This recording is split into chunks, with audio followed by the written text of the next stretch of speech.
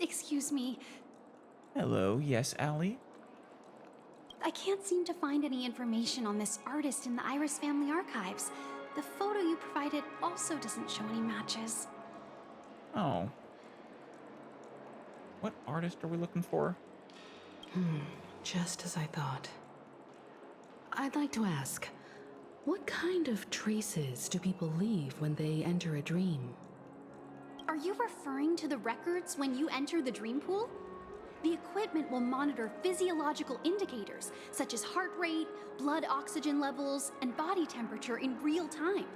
This data will be included in statistics and handed over to the family for the screening of any data anomalies. Immediate action will be taken once any illegal behavior is detected. I see. It's possible to access these records. I apologize. The hotel does not have access. This information is managed by the Bloodhound family. We can only gain access if there's a problem. I see. Shoot, maybe we can talk to Gallagher.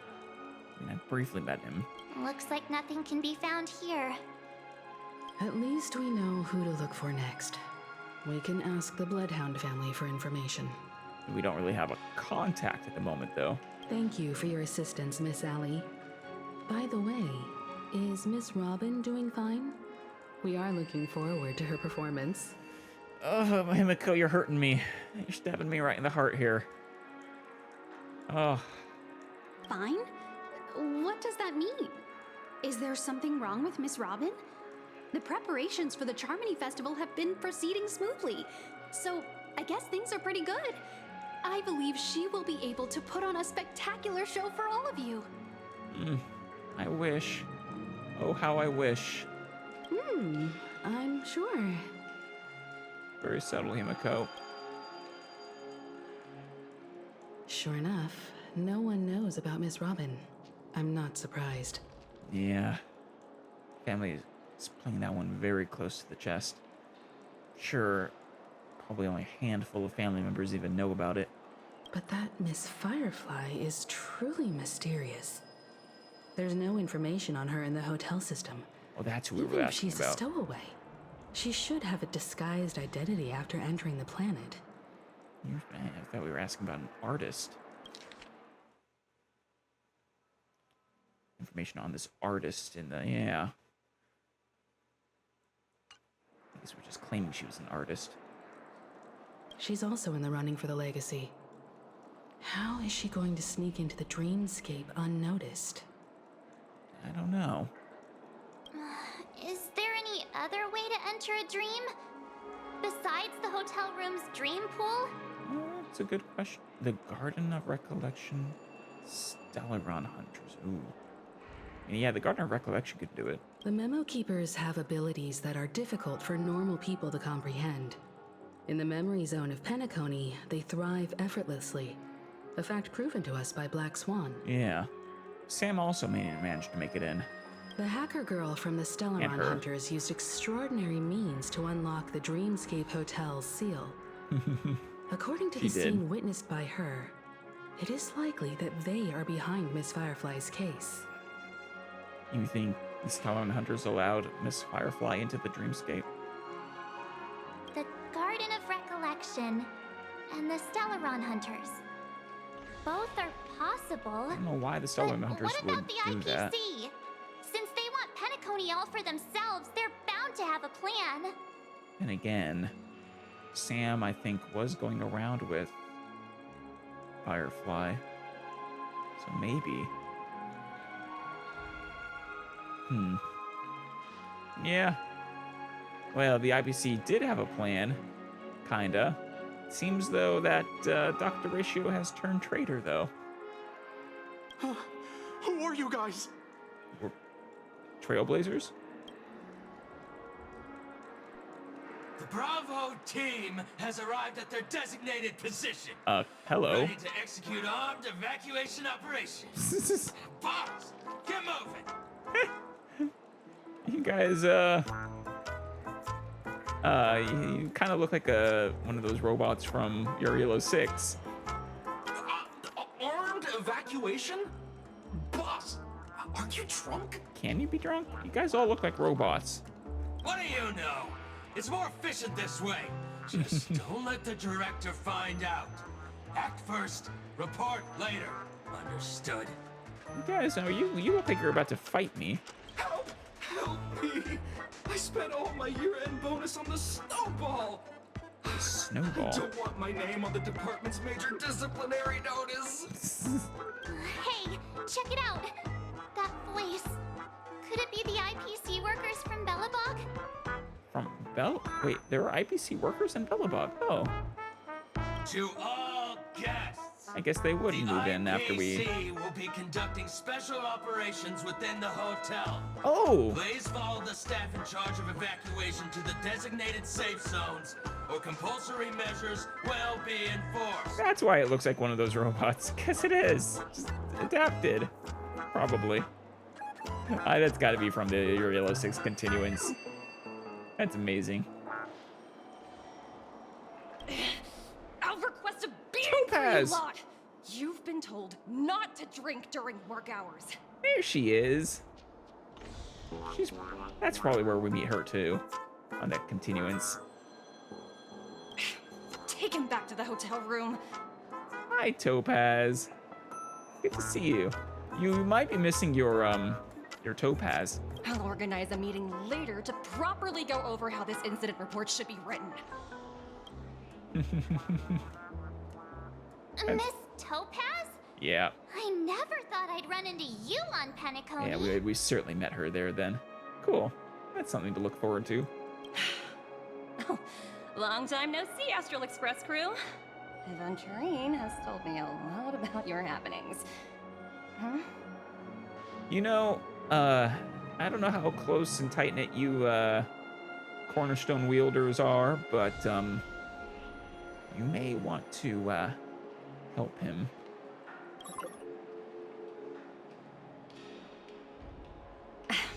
It's fine. Do as I ask and try to avoid any conflicts with the family. Where's Numby? Report to me before taking any action. Yes. All right. Probably not Aventurine you're talking to. As you see, the IPC isn't very popular here on Penacony. Nope. Cordiality from the family is a mere facade. Yeah, the former I've gotten frontier that. prison has turned around and cuffed its shackles on the IPC staff now. Yep. Yeah, more so than you might know at the moment, actually. Yeah, I mean, yeah, Mr. Sunday seemed very cordial with Aventurine when we first met. But clearly that, like you said, was a facade. Only Aventurine, who carries an invitation, is allowed to attend the banquet. An entourage like us, we can only sit around in the reality hotel, unauthorized to even enter dreams. I'm sorry. But honestly, it's probably for the best right now. No wonder Aventurine's scrambling to partner up with someone. The IPC can't back him up in the dreamscape. No. You guys, I wonder if Dr. Ratio was requested to help him, right? His situation isn't optimistic, I hear. You're all helping to investigate some dirt on the family, are you not? Let me know if you need anything outside the dreamscape. Of course. The IPC always treats its partners well. Thank you. Thank you, Miss Topaz. We're on our way to the Hounds to verify some intel. Perhaps you've had dealings with them? Yep. They're tailing us right now. Why not go and talk to them? It'll take the spotlight off me. Being constantly stared at is really uncomfortable. Yeah. I really do want to get you. You're a great follow-up character. Spellbound. POV switched, of course. Topaz. How does it feel to be in business with Aventurine? I bet you're not used to it. He's a character. I feel kind of bad for him right now. He's really hard to read, and he just oozes suspicion, but clearly he's not that bad a guy. I don't think. At the very least, he's got a really tragic past. That's just his style. All or nothing is his mantra. He's always cozying up to his clients while egging them on to undertake some dangerous assignment with him. But everyone has their merits, so I won't comment further. Fortunately, I think this might be a nothing situation. But Aventurine's luck has always been good. Yeah. He's always closed all his cases without a hitch and basically never lost a gamble. Which is why, on the issue of retaking Penacony, I'm watching with keen interest. Yeah, I don't know. Maybe this is all part of his gamble, but it really doesn't seem that way. Is that good, huh? Works only when all parties' interests are aligned. Of course. It's business after all. What's important is where you're seated at the table. As for the two cases, apologies, but I don't have much info on them either. All I can do is ask you to keep digging for more details. I mean, I'll do what I can. Bloodhound over there. Any other bloodhounds? No, that's all of them.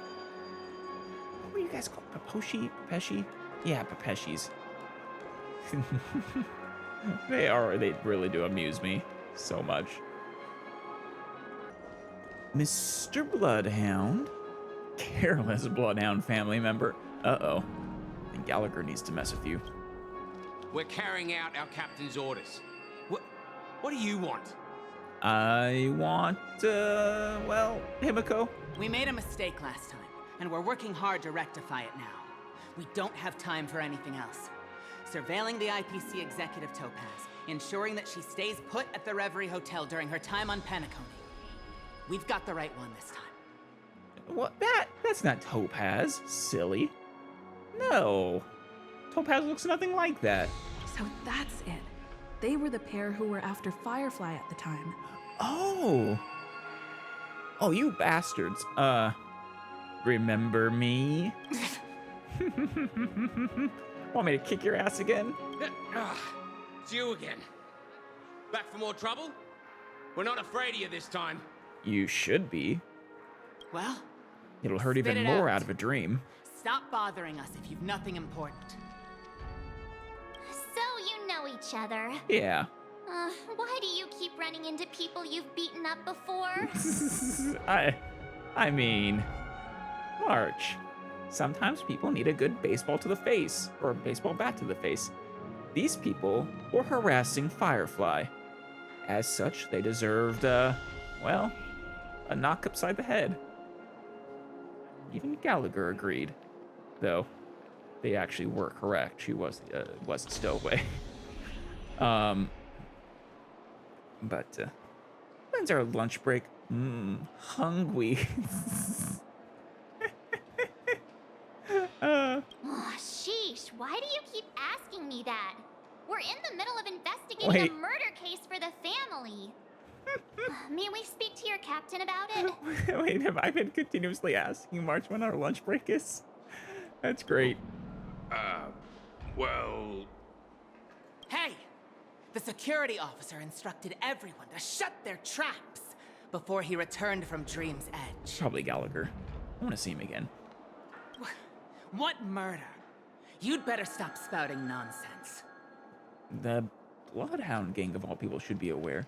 Although I guess it would still only be the higher-ups. Yeah, that's right. We have nothing to report. Please leave. Though it is possible they're just trying to play coy. Looks like they're not going to cooperate. But they did at least tell us that the captain is at Dream's Edge. Yeah, that's right, they did. Why don't we just look for the security officer then? It's probably Gallagher. That's what I'm the saying. one she mentioned, right? Yeah. Well, huh? Do I have to teach you a lesson again? We have nothing to report. Please, leave. That's what I thought. You leave Topaz alone. I think you're good, Topaz. Just be careful around those fools. I'm sure you could kick their asses, though. Dream's Edge. Oh, this is where Firefly was. Yeah. I'm actually... Which one of these was the, was where our last moment with... Well, not our last moment, but, you know, our balcony scene with Firefly was. Front observation deck. Such tight security. Yep. I bet they're stumped by the case as well. Gallagher. Gallagher. Where could he be? Well, he's way over there, March. I'm just doing something really quick. Here it is. Yeah. Our last moment.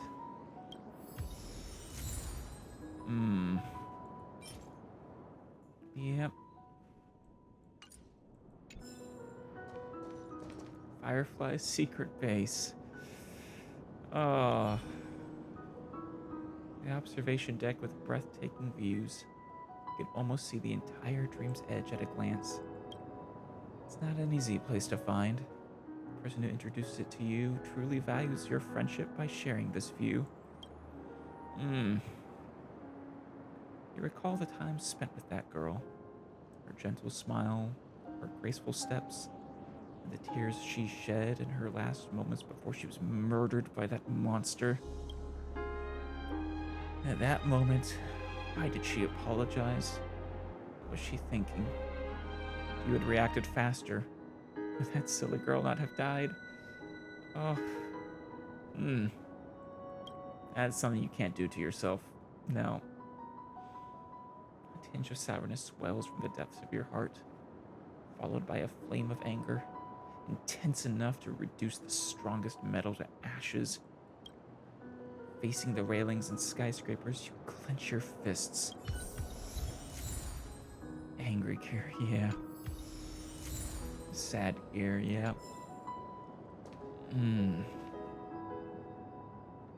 Firefly, I swear I will avenge you. Alright, where are you, Gallagher? Up right up there? Yeah, there he is. Apologies. The Bloodhound family is running an investigation up ahead. No unauthorized personnel allowed. We really need to speak with Gallagher. Can you get him for us? Hold on a minute. I think I've seen you before. Oh, wait, are you the gray-haired one? You the one whose ass I kicked after cycling you through a bunch of emotions?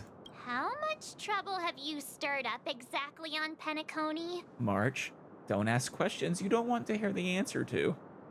This ain't it, Chief. You've got the wrong gal. That's right. It's a me, Clocky. You think you look alike? How about a clockwork trick? Wait, are you for real? I am very for real, March. Not possible. It was you the last time yelling about some clockwork friendship while beating me up with that silver-haired girl. We scarred this guy. Yes. I'm not letting you get by this time. Please leave, or I'll have to get on my knees and beg you. I feel bad for this guy. We truly scarred him. Huh? What kind of heinous crime have you committed now? Oh, March. Don't ask questions you don't want the answer to. Hold on, sir. We have documents authorized by the family that would aid your investigation. If it wouldn't trouble you, could we see this Mr. Gallagher? I don't know. I can always toy with him again. Who exactly is this Gallagher you keep talking about? He's right up there. There's been a few people mentioning this name. Even the one with the gray hair. Yeah, because he's like your boss. He didn't send you all here? It was the security officer who dispatched us? Yeah, his name is Gallagher. Gallagher. He'll do. He's the one we've been looking for. He also might be a bartender. Sorry. No can do. The boss said that since it's a matter of the family's reputation, no one's allowed through. Well, you know what that means, right, though, Mr. Bloodhound family member? It's a clocky time. Everyone, please leave. There's really no need for us to make things difficult for each other, right? This poor guy. I feel for him. We're really sorry for troubling you. Let's think of another way. No, Himiko, I got this. I got this, I promise you. Another way. That's it! Didn't they say something about that, what was it? Clockwork? That got this guy to change his mind. Well, mister, you gonna make this easy, or you gonna force my hand? Can you perform it again? That, clocky magic. But I can't abuse it for evil doings. Just what I've been waiting for. Please? Oh, this poor guy. Yeah, see, he's right over there. Sorry, no can do. The boss said that since it's a matter of the family, everyone, please leave. Yeah. You and this Bloodhound family member have met before, and you know he's very upright. But you're also aware that principles sometimes don't matter when a person is in a good mood. True. But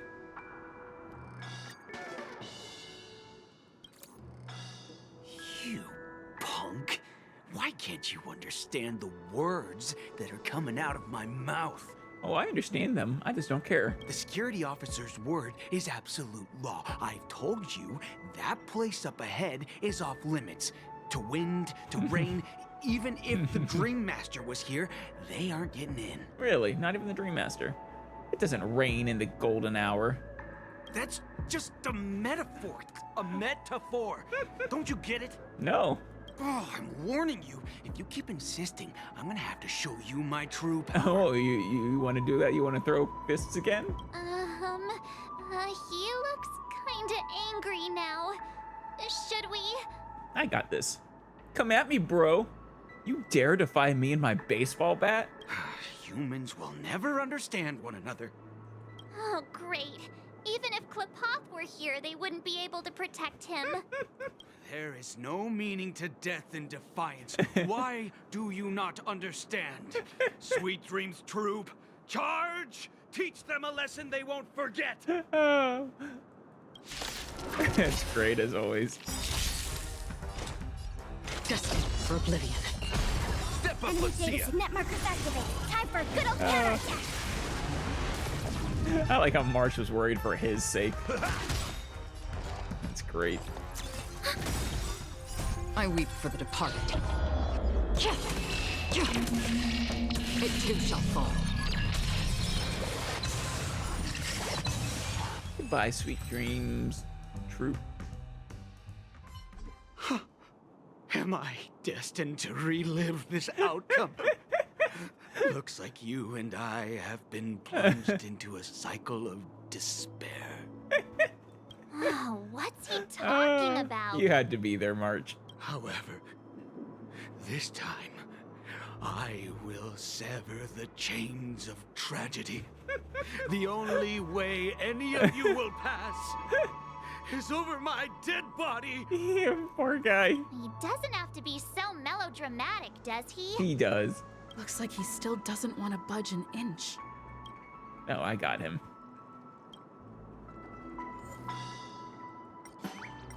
Let's make him sad now. You lot insist on doing this. Yes. Sorry, but human lives and the family's reputation are at stake. It is imperative we know everything about the case. No, I meant to say... Messing with your emotions. Do I really have to get down on my knees and grovel? Aw, if you don't mind. I didn't think you were the type who would kick someone when they were down. Oh. If that's the case, I'll just have to acquiesce to everyone's wishes. Lower my esteemed head and plead with everyone. I love this guy so much. No. No need. Standing March. Shush. Looks like he still doesn't want to budge an... Damn. All right, well, let's comfort him.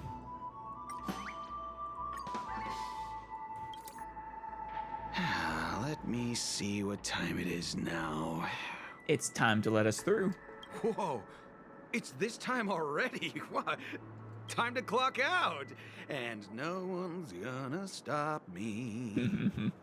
Yeah, and we're definitely not gonna stop you. The highly principled member of the Bloodhound family laughed heartily and left the scene. What? He's gonna get in trouble. Huh? I told you, I got clockwork magic. This clockwork trick of yours, it's kinda dangerous. Don't worry, March. I would never use it for evil. No. What do you think I am, some kind of incorrigible prankster? No. At least he won't be getting in our way again. Let's go find that Gallagher and ask him the intricacies of the case. Yeah. I was wondering what all the commotion was. Huh. Oh, it's you guys. Yeah. Welcome. Hey. Since you made it here, what can I do for you? Well, wait. Have you met the other two as well? I know you've met me, but Firefly's not here this time. Hello, Mr. Gallagher, sir. Judging from your tone, it sounds like you were expecting us. It does. Miss Himiko, Oh, yeah, he knows you're us. too polite. There's no need to call me sir. I guess as head of security, he would know everyone, probably all the guests, Mr. Gallagher, especially the high-profile you ones. even know my name. Of course I do.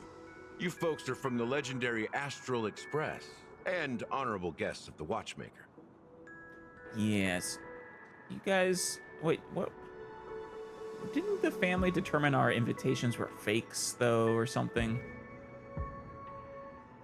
Am I misremembering that? Yeah, there was certainly an issue. Maybe it was just with... I know the main issue was with my invitation, but... I could have sworn they were saying that it wasn't that someone had basically forged a bunch of invitations or something. I had an encounter with this lady in the golden hour. I remember that little silver-haired girl was there too. Yeah. I'm sorry for what happened to that kid. You know, then. We're sorry too. This is also the reason why we've come to visit you, Mr. Gallagher. The Express can't just overlook the death of that child. So we've decided to help the family get to the bottom of it, in the hopes of getting justice for her. You set me loose on that beast, and I swear I will pulverize it into dust if it's the last thing I do. The Nameless involved with the family. What an unpredictable twist of fate. It is. Wonder if that's what, Elio's plan is. To make us allies of the family as well. For our inevitable confrontation with the destruction. Why? What's wrong with the family? It's nothing. On Penacony, everyone loves the family. Uh-huh. Yeah, you're definitely hiding something there, Gallagher. No matter how much one resists the beautiful dream, when the time comes, they too will find it hard to let go. Who wants to leave a warm nest? Just idiots, little kids, and inebriated fools. Sure. Mr. Gallagher seems to be getting at something. He does. He's hinting, but not stating. But you got it wrong. I'm not. You absolutely are. But I get it. Wink, wink. Nod, nudge, nudge. You want to discuss the case? Sure. Come with me. This is not a good place to talk. Let's go elsewhere. I feel like, yeah, the Bloodhound family would be definitely aware of any bad things happening behind the scenes with the family.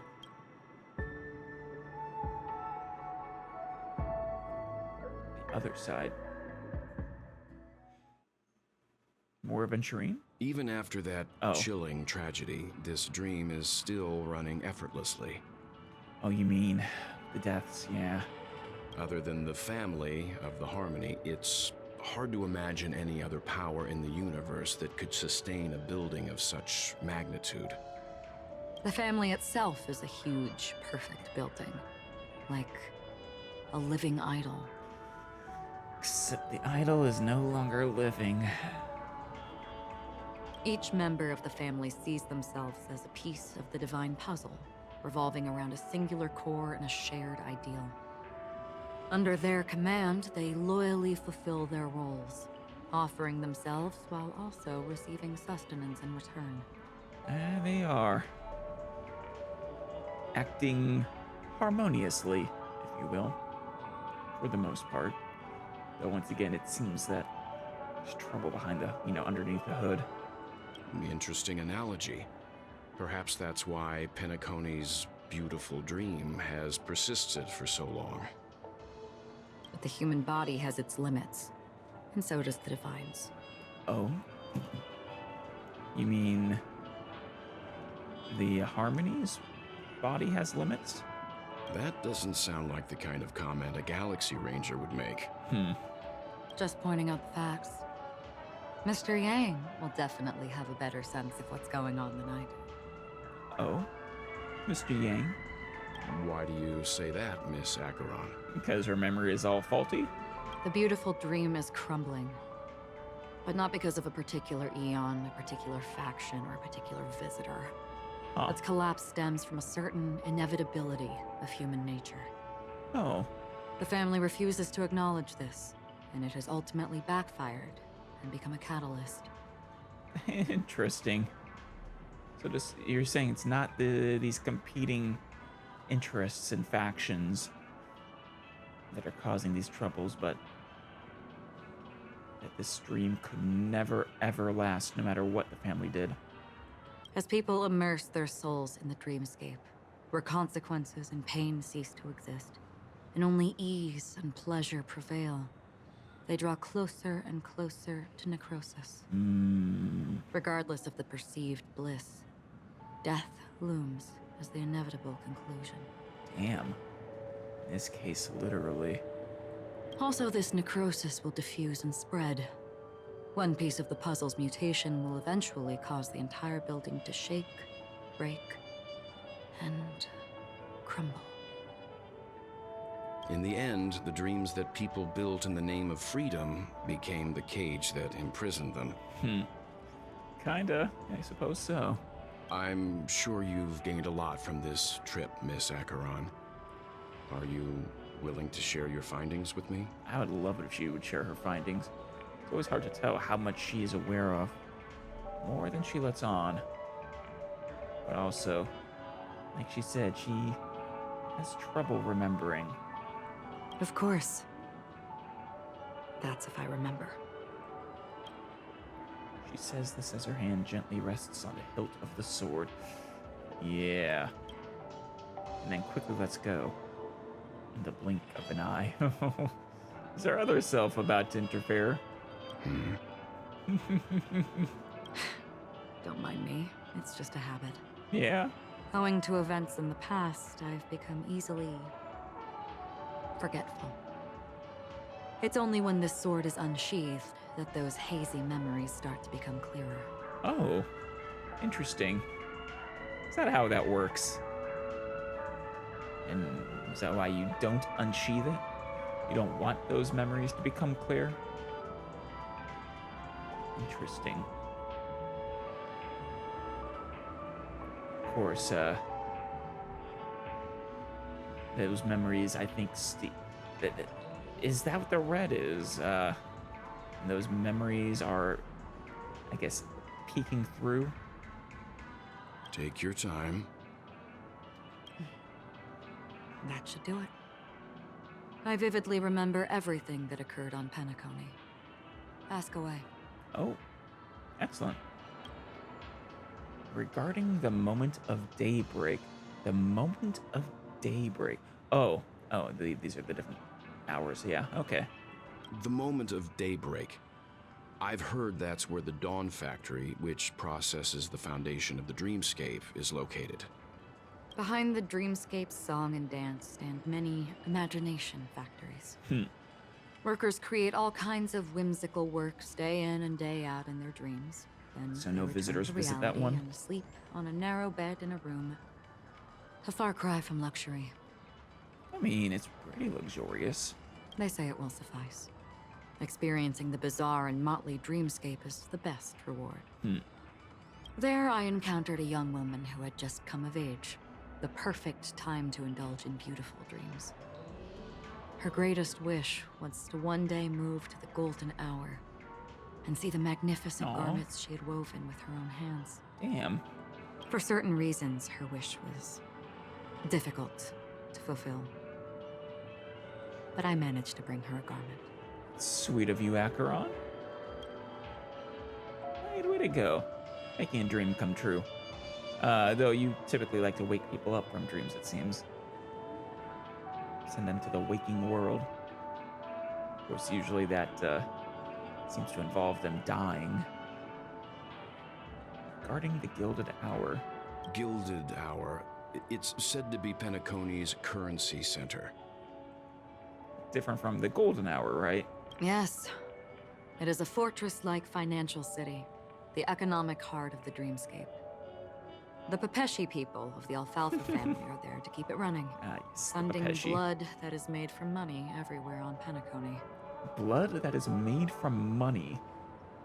Huh. Everyone there is exquisitely dressed and always in a hurry.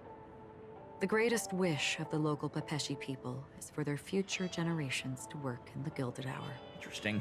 You know, you really have gone all over the place, haven't you, Acheron? You've been quite busy.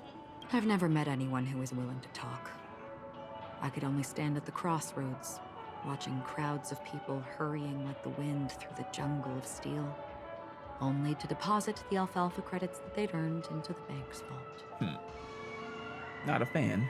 I don't know if they would open the vault door, but before I left, I witnessed a well-dressed Pepeshi person plummet from the sky. While those around him continued on their way, unfazed. Was he okay? About the Blue Hour. He's not caring because it's a dream, or? I hear the Blue Hour is very romantic. Do you have any tales to share? The Blue Hour is very romantic. Maybe it could have gone there with Firefly. Perhaps Mr. Yang has heard. There is a large boat called the Eventide, anchored along the Sea of Dreams, where soft music and dancing persist endlessly every night. That sounds lovely. I ran into a wizened lady there.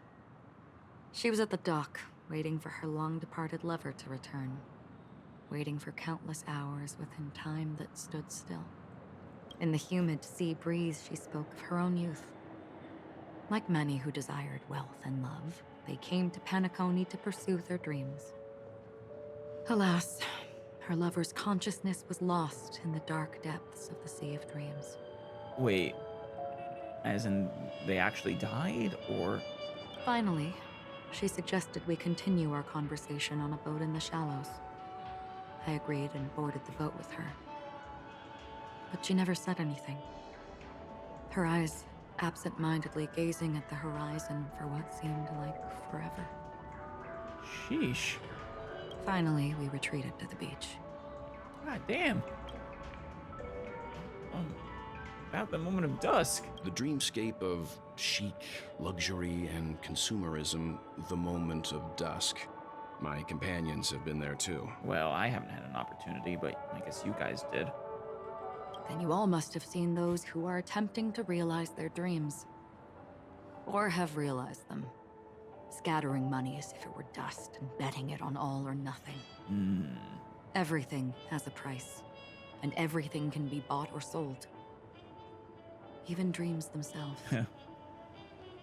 I saw an Intellitron there, who was preparing to auction himself. Oh god, what? When someone wins a bid, under stipulated periods and rules, he would do the buyer's every bidding, becoming that person's very possession. God. That Intellitron had been auctioned off a dozen times, and I participated in his 13th.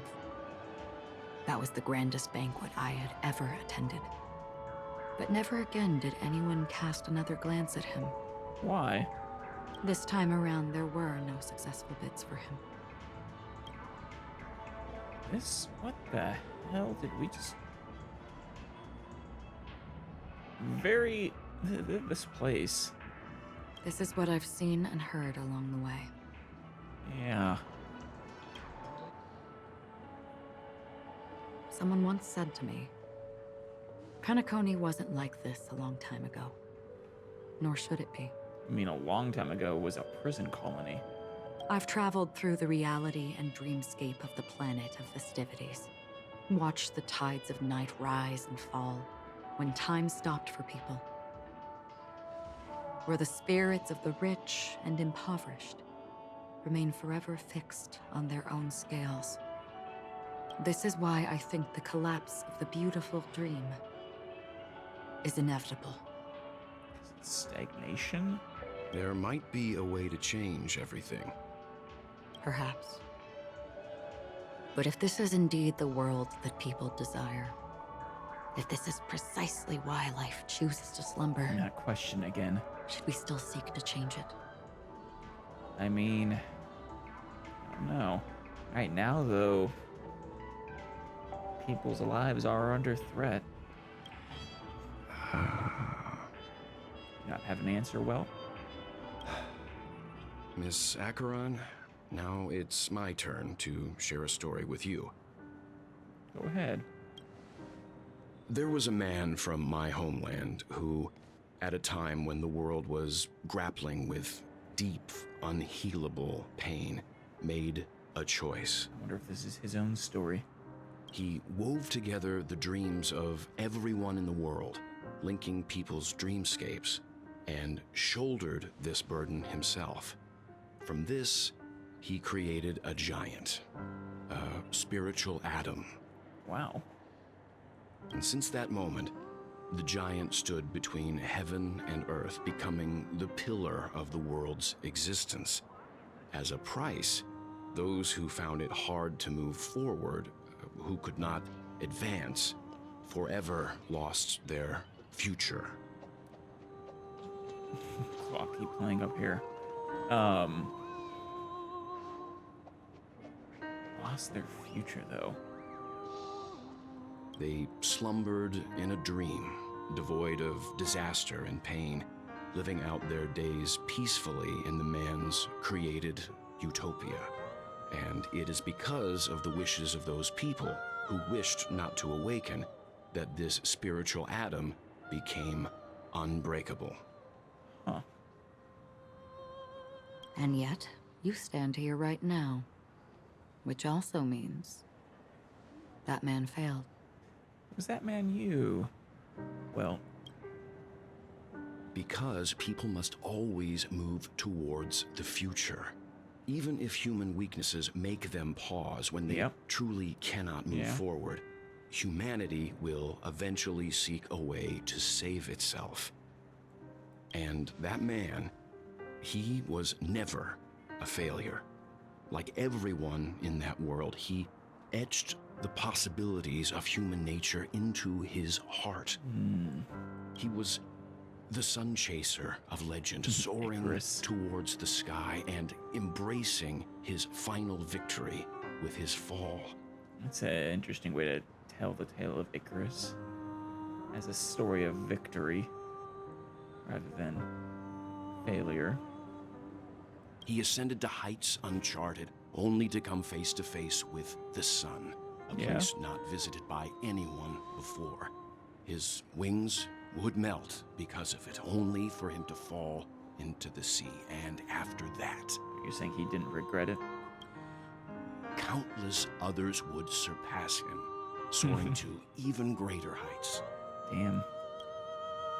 I like this track. A fitting metaphor for the Nameless's trailblazing spirit. I suppose so. Thank you, Mr. Yang. I know what you wish to confirm. The universe has innumerable similar, yet different worlds. In these worlds, there are innumerable people who look alike, yet don't. Sure. I, too, have embarked on journeys, encountering old friends with familiar faces on different worlds, witnessing their destinies follow paths similar to mine.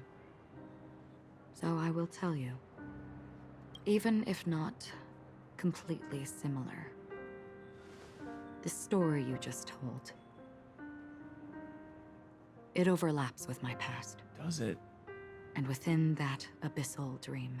Huh. Are you from the same place as well? I ended that man's life. Alone. Oh.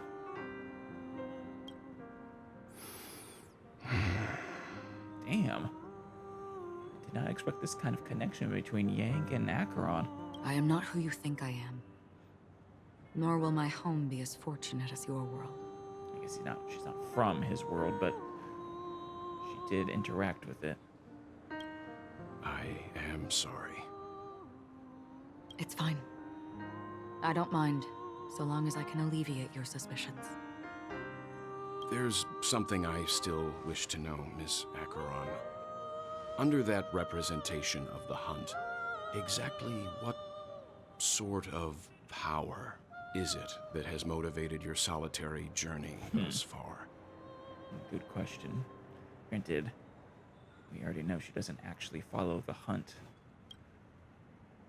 Mr. Yang, before answering that question, I wish to continue the previous topic. Sure. I like your analogy very much. Indeed, birds are born to fly. But in a distant past, their ancestors could only gaze at the sky in envy. I suppose so. They saw that faraway ray of light from above the heavens, piercing through the clouds and blanketing the earth. And so, time and time again, generation after generation, the birds spread their wings and took to the sky, attempting to touch its ceiling, all because the sun was there. Then, what if the last bird finally soars into the sky? Oh? Only to realize that the end of the light is not the sun, but darkness. Shit. All-consuming black hole. Are you that Then last why, bird? exactly, do we even walk towards the light?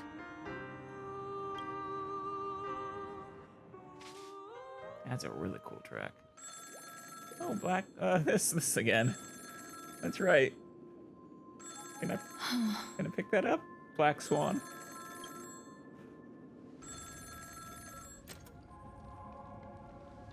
Long time no see. Having fun on Penacony? Acheron? Who? This voice. It's not Constance. Could it be her companion? I don't know. Though I don't know exactly what you are, or what you're up to. Wait, is that Boot Hill?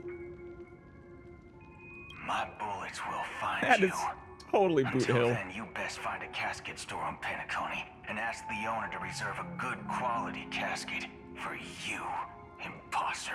Oh. Boot Hill wants Acheron. Interesting. Very interesting. Imposter? I see. She gave my whereabouts to someone who's tracking Acheron too. Yeah. Who are you? Huh? Did I make a mistake? Who the fudge are you? Not Acheron, but... I'm the Garden of Recollection's memo keeper. Oh, you're being honest. Not bad. This is the kind of tough challenge I like. You that imposter's bodyguard? No. Never mind. It's fine. I'll leave a round for you. So get that forehead clean and wait for me. God damn, Boot Hill. I do like him. He's fun. I don't know what you're talking about, but you know Acheron, the Galaxy Ranger, yes? Who's apparently an imposter I in have his something mind. to ask you. Probably referring to her as an imposter when it comes to the Galaxy Ranger thing. Are you asking me to write your will? Sure. Go ahead. Not quite. I only want to ask, how exactly did she become a Galaxy Ranger? Well, he was saying she's an imposter, so... She's clearly not a path strider of the hunt. Right. But you are, aren't you? He is. Tell me, what's Acheron's deal? I wonder if he's a Galaxy Ranger, actually. Sure. Never thought I'd come across an ally. Fudge, what a stroke of luck. Well, I'll be on Penacony soon. Memo keeper, go buy a bottle of Asdana's White Oak and warm it up. And I'll raise a glass to you. Damn. Yeah, go meet with Boot Hill. That lady's passed. Well, nobody knows. But if all you want is a simple answer, sure, you best get a chair and take a seat. That woman named Acheron. Nobody knows her past, huh? Fascinating. What is Acheron's deal? Is an emanator who should not exist. Who should not exist. I don't know. Emanator of nihility, maybe? I love. Nice umbrella. I mean, he's hunting an emanator. That's pretty ballsy. So, Dr. Ratio, did you betray him, or is this a part of his plan? You look pale. Or is that also part of your act? I didn't think you'd have the nerve to show yourself. Oh, no, I think it was... I thought this was exactly what you wanted. Oh. After all, I faithfully fulfilled my duties as you instructed. Well. It was a part of his gamble. Just tell me if you can't hold on any longer. Yeah. It was a little weird that Dr. Ratio, of all people, who would betray the IPC. But, I mean... Aventurine's a good actor. Though, I don't know, maybe what happened with the Harmony and the 17-hour execution is, more than he expected. So, the genius of the Council of Mundanites wants to be my Undertaker now. What an honor. Yeah, I don't think he was expecting the execution. Yes, and I'm pretty sure the people at the Strategic Investment Department would love to be notified of your death in due time. But let's not forget, you won't be seeing them, because I'm the manager of this task. Great. Then tell your people that Aventurine is ready to go in 17 system hours. Oh, you've got a lot of nerve. How exactly do you plan on completing your task while your hands are tied by the Harmony? I mean, with his allies, I guess? My conversation with Sunday convinced me that there's a traitor in the family, and that they hold the secrets of Penacony. So, I took the opportunity to set everything in motion. Yeah, you are impressive, Aventurine. Holy cow. I do think the death sentence is more than he expected, though. I even managed to recover the gift money. Things haven't gone this smoothly since I walked through the doors of the Reverie. Now I'm only one step away from victory. I am. Let's just wait and see. Topaz is right. He is so impressive. Sounds like a very elaborate way of saying that you failed. I don't know. That's all I can say. Have you forgotten, Doctor? You betrayed me. Wait, but that was a part of your plan, though, right? Go. Do what you must. I look forward to the sight of the IPC fleet surrounding Penacony. You've achieved what you desired, haven't you? Has he? The death of a cornerstone wielder, whatever they were called again. Is that all the justification the IPC needed? That's true, but what's your plan? Did you conceal an orbital support beacon in that gift money bag? Well, who knows? Maybe that's why I'm handing out cash even when I'm about to bite the dust.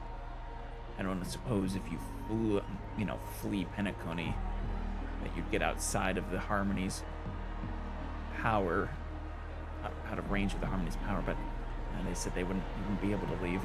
You are indeed a gambler. An insane one at that. Yeah, I am actually in agreement. He seems quite crazy.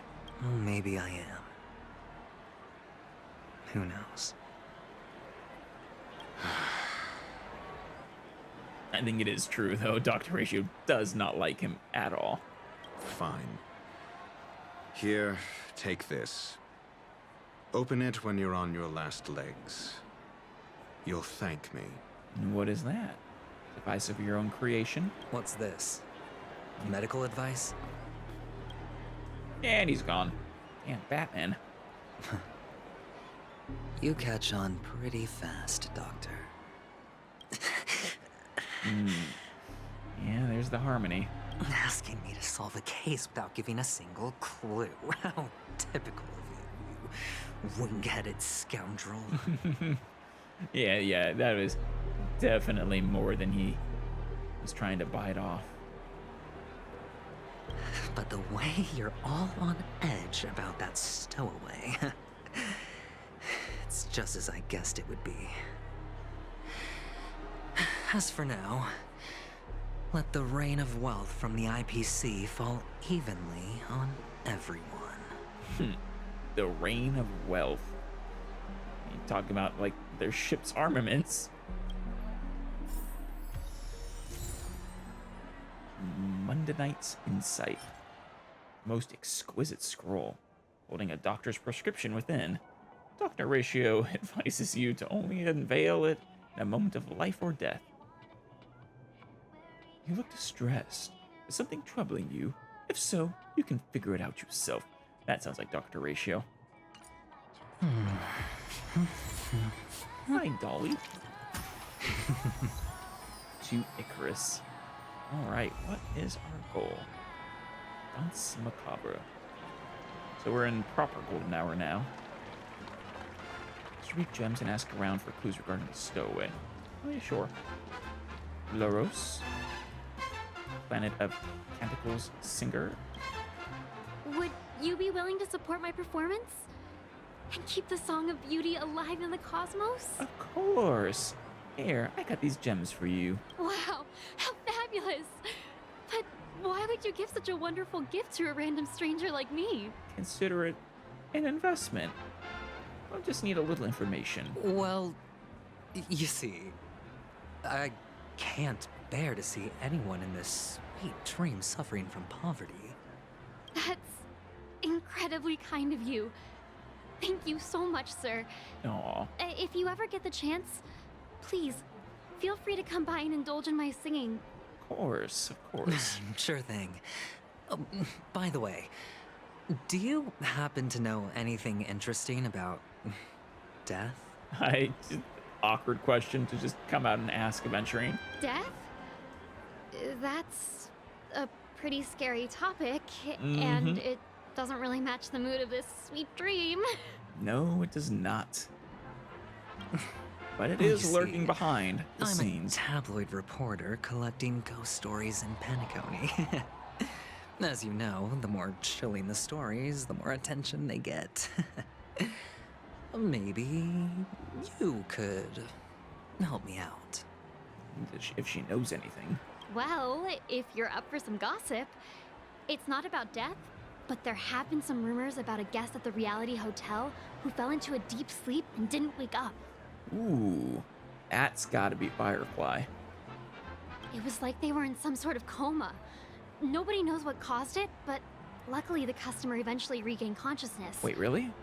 Well, all customers are under the protection of the family after all. Or is that just a lie from the family to settle everyone's nerves? Thank you. This will make for a very juicy headline. May Shibe protect us. Shibe, yeah. Unexplained coma. That's actually what happens to your body if your brain dies in a dream. But unfortunately, the customer ended up waking up in the end. That is what happened. So that it's your brain being destroyed, basically. Okay, so it is an attack directly on your mind. Okay, that was basically what I thought. It made the most sense. I can feel something inside my head. Is the harmony starting to kick in? I think it's been kicking in, yeah. Shabro, movie critic. The world has truly lost its way. What, movies these days not good enough? Here, I got these gems for you. You... Wait. I get it now. This is some sort of prank show. No. You must have some cameras set up around here to film yourself doing good deeds, right? No. You youngsters are always looking for a quick way to get an audience. But you know what? A truly great show never comes easy. It's true for some people, but not all youngsters. Oh, a great show will start soon, old man. But before that, I need to ask you something. Do you know where I can find death in this dream? Ah, I see. Another fearless youngster looking for death, huh? This is something you come across Let me often. give you a piece of advice. Don't think you're the first one who's ever thought of that idea. Huh. Who else has thought of that idea? Death? Not even remotely innovative. I bought it from Dr. Edward.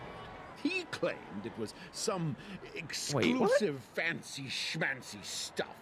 Now, what a disappointment. You bought death from Dr. Edward? The effects were awful. First, some monster covered in eyes wait. stabs you in the gut.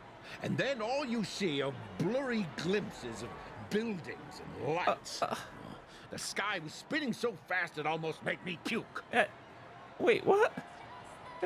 That's an accurate description of death. Family, Dr. Edward is selling death. What the hell? Is that all? The crap, Dr. Edward. Yeah, what else can you expect? Don't put too much stock in the Penacony movie industry. They even call this junk groundbreaking art. Can you believe it? Fascinating. I mean, almost certainly that's just sort of a recreation, but why? What a joke. Well, I'll leave you be then. I hope you have a wonderful day. A monster covered in eyes. That sounds like the Memory Zone meme. Yeah. But buildings and lights... I don't think those have anything to do with death. Well, that whole dream bubble was probably created using rumors and gossip. Probably. I'm not... It does imply, though, that other people have seen death before, which is a little concerning. The disturbing voice in my head. It's getting closer. You still have 17 hours, though, right? Ochi. Ochi the Rock? A sip of liquor. A blissful reprieve. To drown 1,000 sorrows. Let worries leave. I know I have what it takes to become a poet. Sip of liquor, a blissful reprieve. Drown 1,000 sorrows. Let worries leave. It really needs a little more work. But here, take these gems. Oh? You're giving these gems to me? Yeah. Didn't expect to meet such a generous soul in this place. No? It seems that, when I first came here, I would have thought that,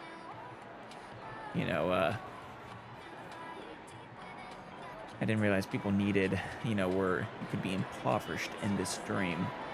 Or are you just pitying me? Well, it really doesn't matter. As long as I have Soulglad. This is fake dream That's bucks, enough. right? This is just a dream after all. Or maybe your fake dream bucks come from real money. I don't know. You really shouldn't drink so much Soulglad, my friend. It's not good for your health. Yeah, I think Soulglad is actually alcoholic. Based on the way they're presenting it. Oh. Maybe I really should quit. But not before meeting the Devil of Soulglad. Ooh, the Devil of Soulglad. Is that the name for death? The Devil of Soulglad? Care to elaborate? Please. Yeah. It's a seahorse. Seahorse? With a long neck. I guess you could sort of see death as a seahorse if you tilt your head and squint really hard. They say it loves to appear to drunk people, especially the ones who are passed out on the side of the road. Huh. How funny. Also funny that you can pass out in a dream. Do you double dream? Yeah. Very funny indeed. Thank you.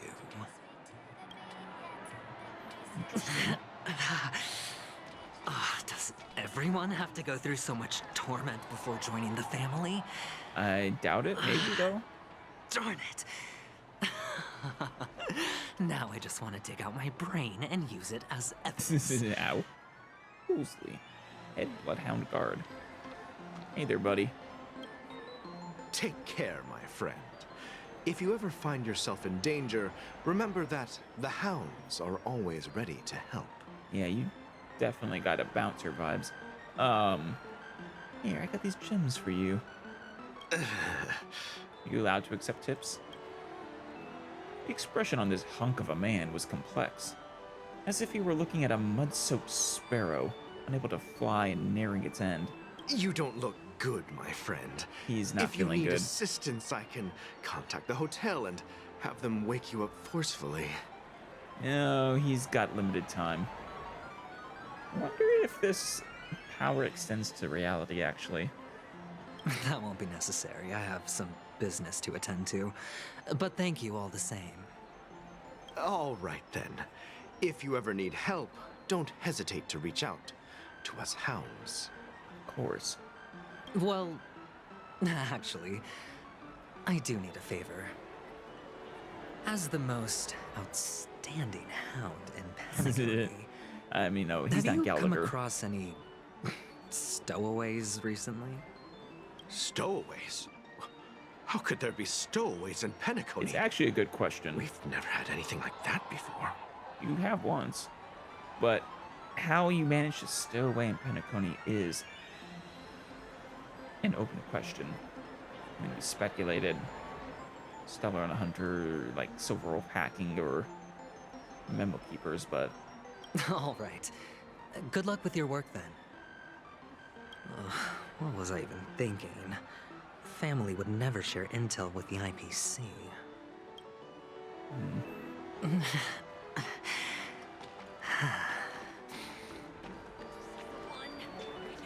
Hello, Papeshi. Uma. You're a news anchor? You want to talk to me? Sure, but nothing too sensitive, okay? Of course. Got these gems for you. Huh. Wealthy people have fancy ways to enjoy this dream. But to be honest, I've never seen anyone who gives out money to others like you. No? Never? So, are you trying to be the prince from the tale, handing out his gold leaf garment and melting his lead heart in the fire? Which tale? I'm flattered. I'm no prince, and definitely not. I just thought these gems would help you speak. So, as Actually, an investigative reporter, maybe you've heard something about death?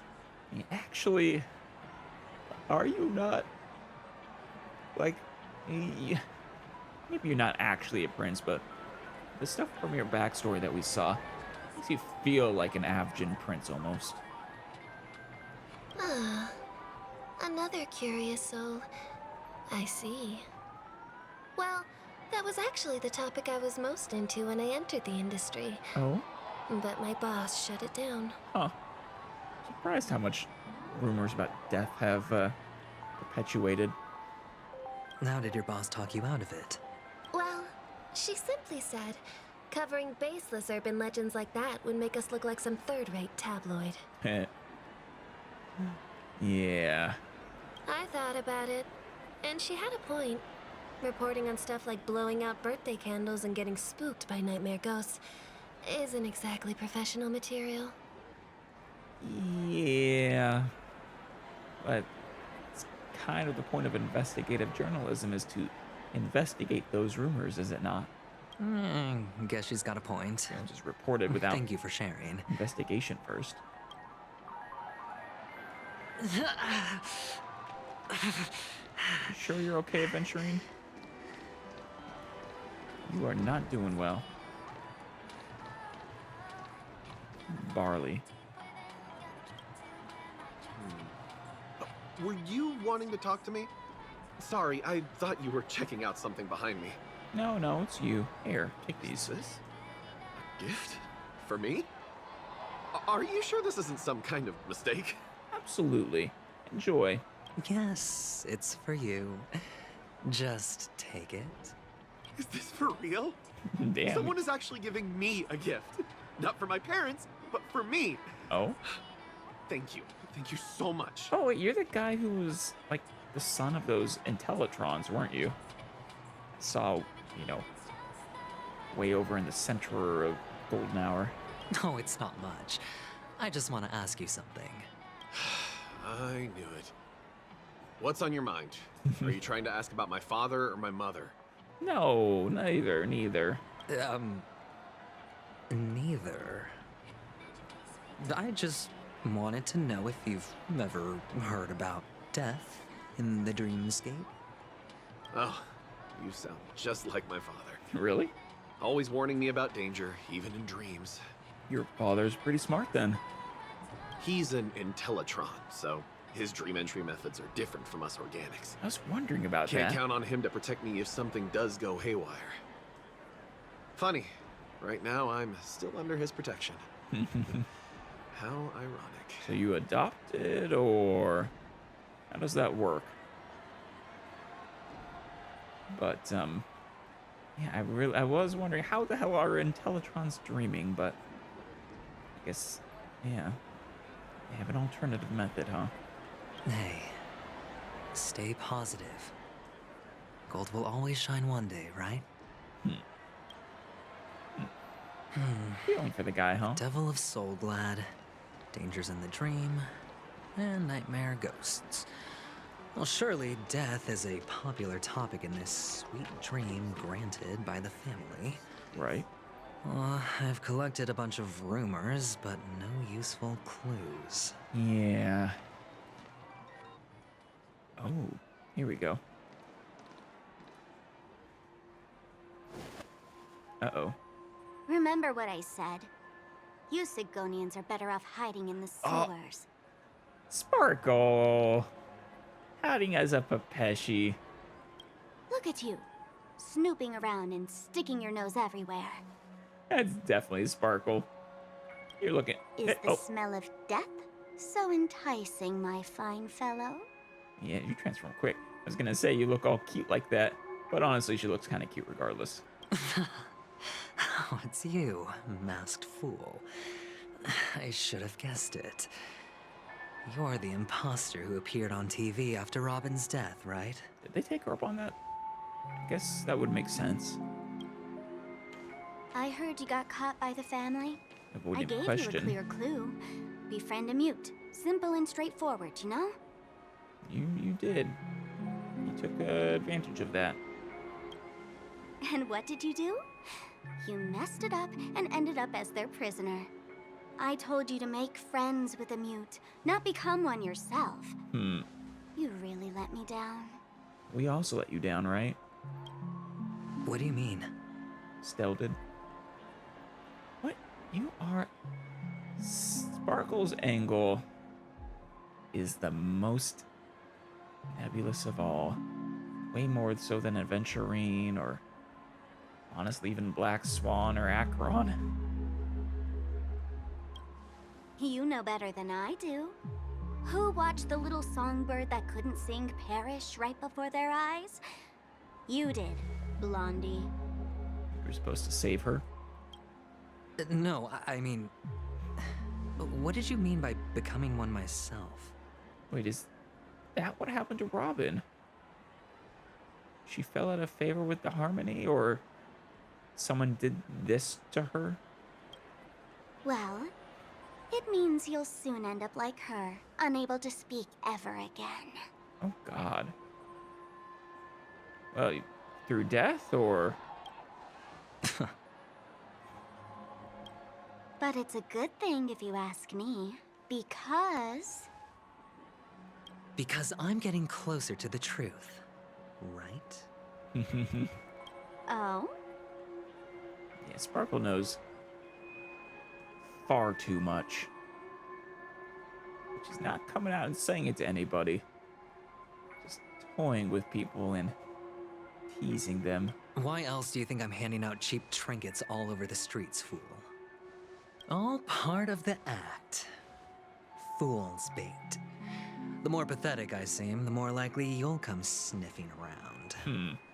So, now that I've drawn you out, damn, will you reward me with an answer for my efforts? Telling the truth, because if so, actually impressive work. Why should I help you? Don't you want to see Penacony descend into chaos? Maybe. Well, I'm sure that'd be entertaining for her. Happen. I just need an answer to one question. Back then, when you asked me to find a mute, did you really mean Robin? Ooh, that's a good question. That bird is still watching. Is that the same one? And what if I say no? Then I'll thank you. Oh, the word no has never sounded so pleasing. I'll bet. Well done. I admit I underestimated Then you. who's the mute? But what difference would it make? Let me tell you something. There were 2 mutes, but one is dead now, and the other, though he's still in Penacony, I'm afraid you'll never find him again. Not Sunday, is it? Now I'm completely sure that I was on the right track from the beginning and never strayed, fool. I mean, Sunday is an option, but who else could it be? Someone we've met? Probably. Right now, there are only 2 things missing from my grasp. The meaning behind the truth, and the means to expose it. It has to be someone Aventurine has met, rather. How impressive. That's quite a fancy way of saying I haven't learned anything so far. Not exactly. I've gathered enough clues to prove its existence, and that's enough for me. As for the answers to my questions, I'll find them within 16 system hours. I'm sure you can. Oh, really? Only 16 system hours? Well, let me lend you a hand. You willing to do so for free? Here you go. This is my precious, mutually assured destruction button. And I have one just like it. When either of us presses it, the other and the whole of Penacony will go up in smoke. Wait. So if one of you presses the button, you kill everybody? Damn. Or it basically self-destructs both of you. If you're really so desperate for the IPC to take over Penacony, blowing up the chessboard isn't a bad idea. Start from scratch. That's where the IPC excels, right? Damn, Sparkle. That is a devious device. Just press the button when you're at your wit's end. And of course, feel free to reach out to me for my hospice care, too. Uh-huh. Oh, a deadly button, huh? Well, I guess the family didn't take your threat seriously at all. Apparently Otherwise, not. how on earth did you manage to bring it in here? I mean, I don't know if the family has really let her in so much as, she showed herself in. I have my own ways. That's all you need to know. Well, I'm afraid I'll have to decline your offer. Who knows if your little gadget will actually work. By the way, I have no plans to search for the other mute friend you speak of, but it's good to hear that he's still here in Penacony. Who is it? I'll handle the rest myself. I'll orchestrate a grand finale for the downfall of the family. And at the climax, he really doesn't like the walls will crumble, people will wake up, and those who couldn't speak will find their voices again. When that time comes, go ahead, press the button, light up the sky with a magnificent fireworks display for me. Catch you later, fool. I'm honestly kind of rooting for you now, Aventurine. Honestly. Family does seem pretty messed up, and, well, without Robin, what's the point? They couldn't protect her, they couldn't protect Firefly. As far as I'm concerned, they're worthless. No, I like Gallagher well enough. You're still talking big. But sure, if that happens, I'll stay true to my word. And Misha. Misha's cool. Is he a member of the family? Just don't let me down now, okay?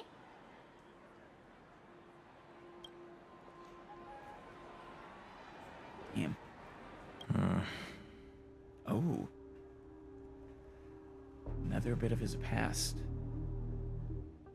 When he got his brand there, his serial number. So, number 35. You're back. Like your new lucky charm. Poor Aventurine. Lucky indeed. Can a commodity code really be considered a lucky charm? Silence! I didn't give you permission to speak, you Sigonian hound.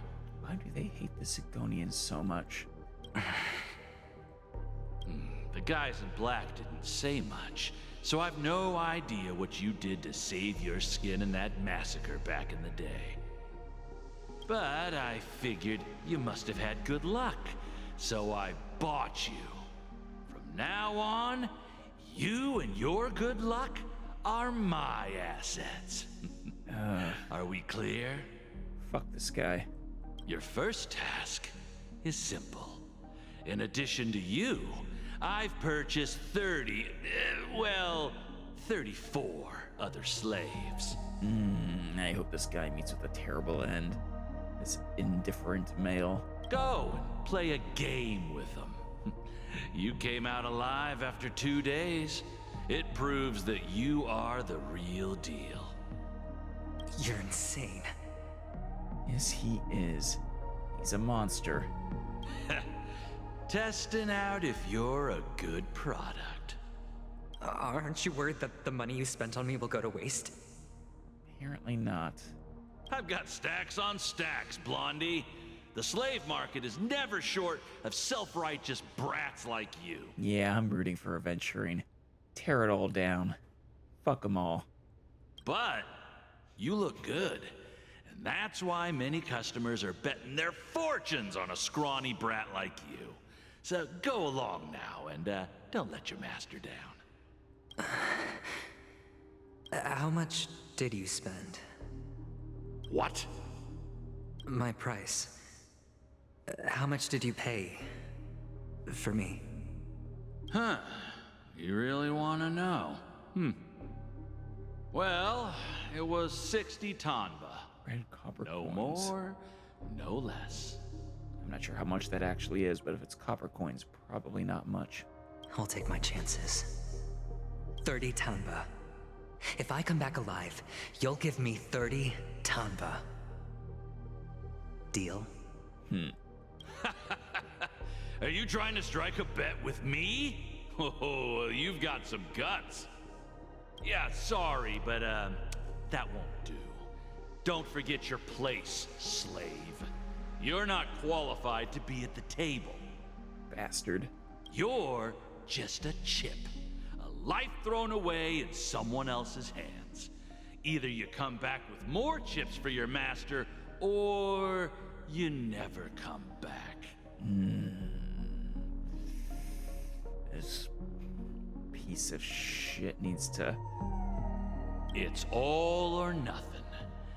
Don't embarrass me, my lucky hound. God. He's never been truly free, has he? What brings you here, Gallagher?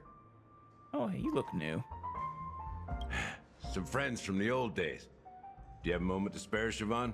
Siobhan? Oh, I have the whole day to spare. Oh, she's Ladies and gentlemen, welcome to Dream Jolt Hostelry.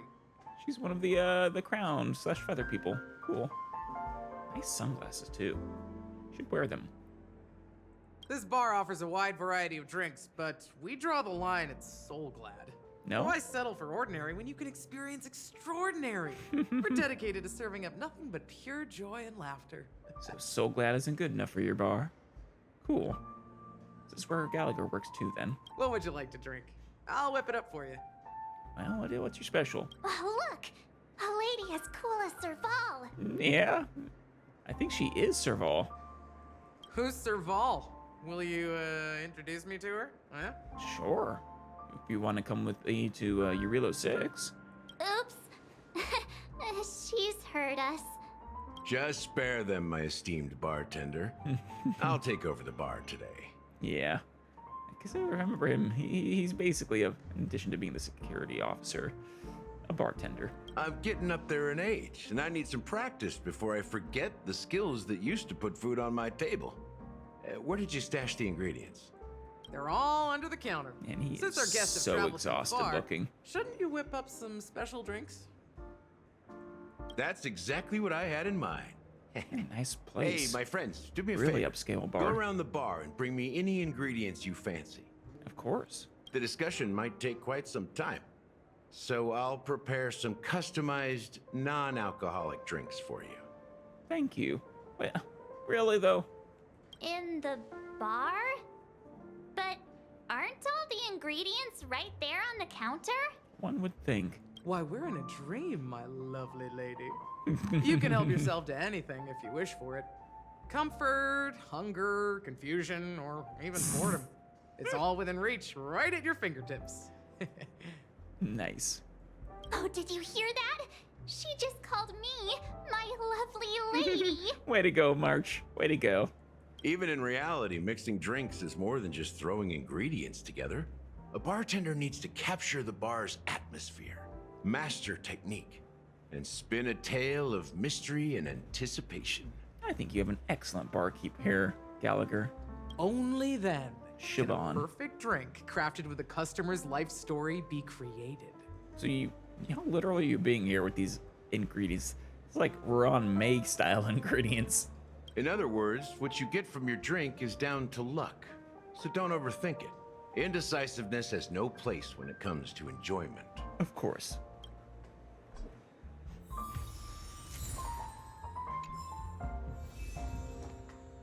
All right. Gallagher, Siobhan. And let me tell you, don't underestimate the bartenders of Penacony, especially not Gallagher. This guy is pure magic. He can satisfy even the pickiest of customers. Yeah, expert barkeep, the best you've ever had, or? Don't go easy on this old man. Give him a real challenge. I'll do my best. That being said, mixing a drink is way simpler than you'd imagine. Just pick your favorite ingredients, toss them in a glass, mix it up, and it's done. I mean, yeah, but It's much harder if you want something good to come out the other end. So, go ahead. Explore the bar and bring me any ingredients you prefer. Of course. I'll come back. Go ahead, my friend. I'm sure you'll find splendid ingredients. All right, let's take a look around.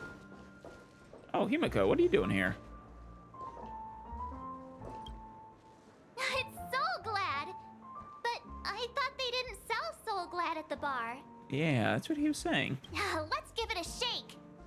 Nice, it's still fizzy and has a long shelf life. Nice. Maybe someone else brought it here. Maybe it's placed here for decoration. Yeah, perhaps. Soul Glad is a classic in Penacony, and it'd be strange for a bar not to have it. Why don't they sell Soul Glad in this bar? Did something happen? I don't know. It's all about the bartender's pride. It wouldn't make sense for customers to come here and order drinks they can find anywhere else. Yeah, that makes sense. That's the mindset I use when I brew my coffee. You're right, Himiko. You belong in this bar. Like, this upscale atmosphere just suits you so well. Look how fancy she is. Doesn't she just fit the scene so perfectly?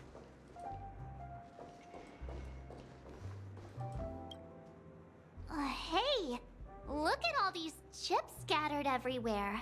Like poker chips or like food? A few days ago, an actor from the Icarus family came. Caused a ruckus with Siobhan. Those chips must have gotten scattered during all the chaos. Oh. I can only imagine how intense that scene must have been. So, enemies drop gold coins even in dreams? That's a clever metaphor. That being great. Said, opening a bar in this place, filled with monsters, is quite a feat. Siobhan must have a lot of tricks up her sleeve, right? I bet. You know, her design is interesting enough, at least as interesting as Gallagher's. I could see her being a releasable character. You'll have to ask her yourself to find out. But I have a feeling she won't budge unless you impress her with an incredible drink. Probably not, though. That's quite a stash. Not sure if it's enough. Recipe for high stakes. Stay out of my way. I'm looking for Siobhan. Oh? Uh-huh? What's all the commotion about? I don't know. Someone's causing trouble. Let's fix this clocky. Forgetful dream ticker. Tick tock. You're... Who are you? Who are you? Tick tock. Where is this? Who am I again? You're a dream ticker. A clocky.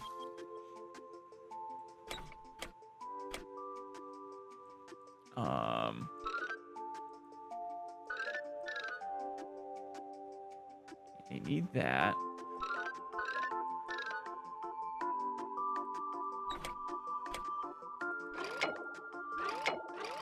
There we go.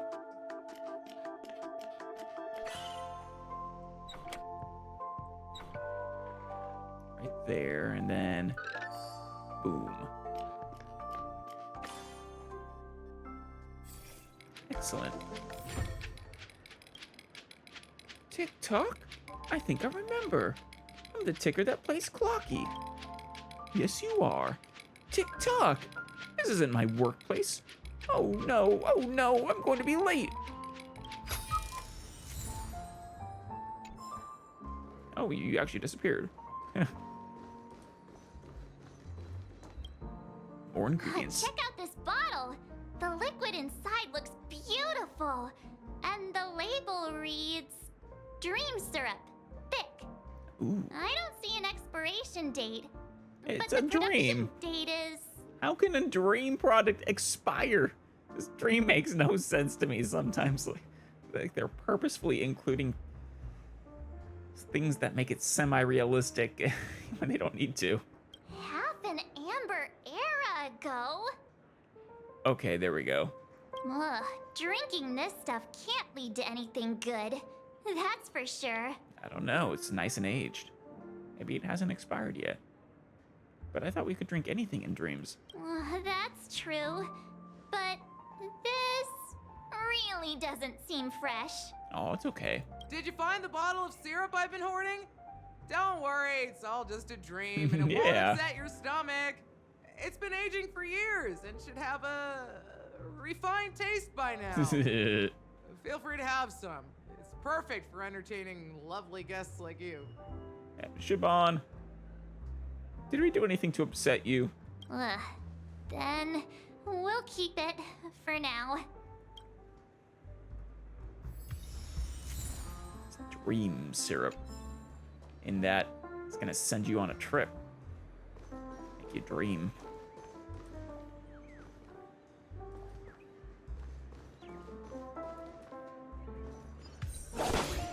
I'm a grown-up. Oh? Are we now?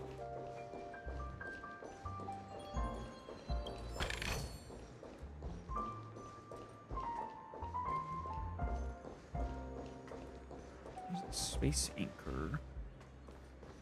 Any other ingredients around the bar?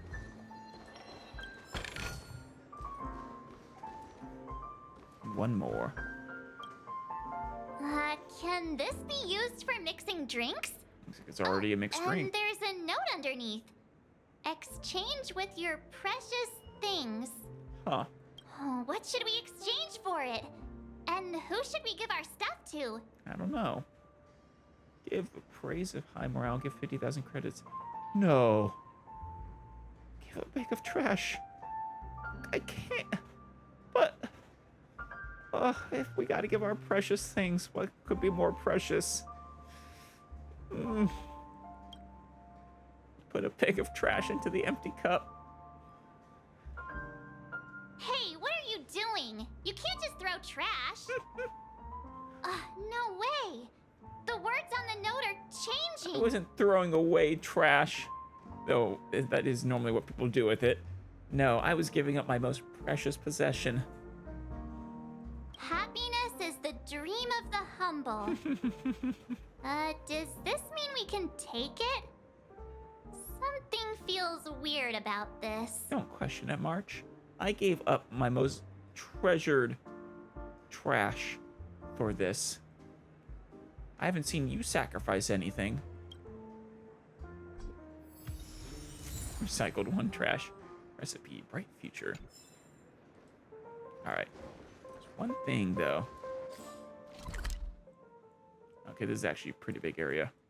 I'm not going to go exploring it right now, then.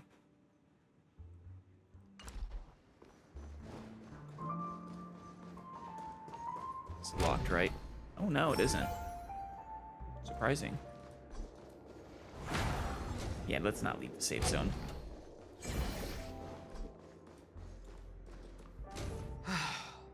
Haven't I made myself clear enough, Miss Amiki?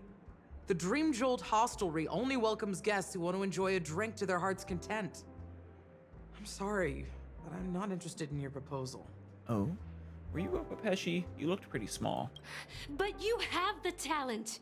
You'll attract a huge audience. You're destined for the Iris' stage, not for this rundown shack. Wait, are you the person she had a scuffle with? Come with me. We'll become the talk of Penacony, a shining light into every corner of the dreamscape. Please, Siobhan, I really need you. She's where she belongs. She's a bartender at heart. I'm imagining. I'm actually just guessing. As you see, I'm entertaining my guests. Don't make me repeat myself. I mean, I can understand why you'd want her. Just look at her. She's amazing. Fine. If you don't come along, I'll just sit here and not go anywhere else. Give me a sparkling drink. Sweet. With extra ice. Oh? Anything specific? That just means carbonated, so... something carbonated and sweet. I guess so glad. Just... one moment. What's her deal? We can't discuss the case with other people hanging around the bar. Yeah, that's a problem. Hey, can you do that clockwork trick of yours again? Oh, good idea. How come even you, Himiko? Just what I've been waiting for. Yeah, I'm counting on you.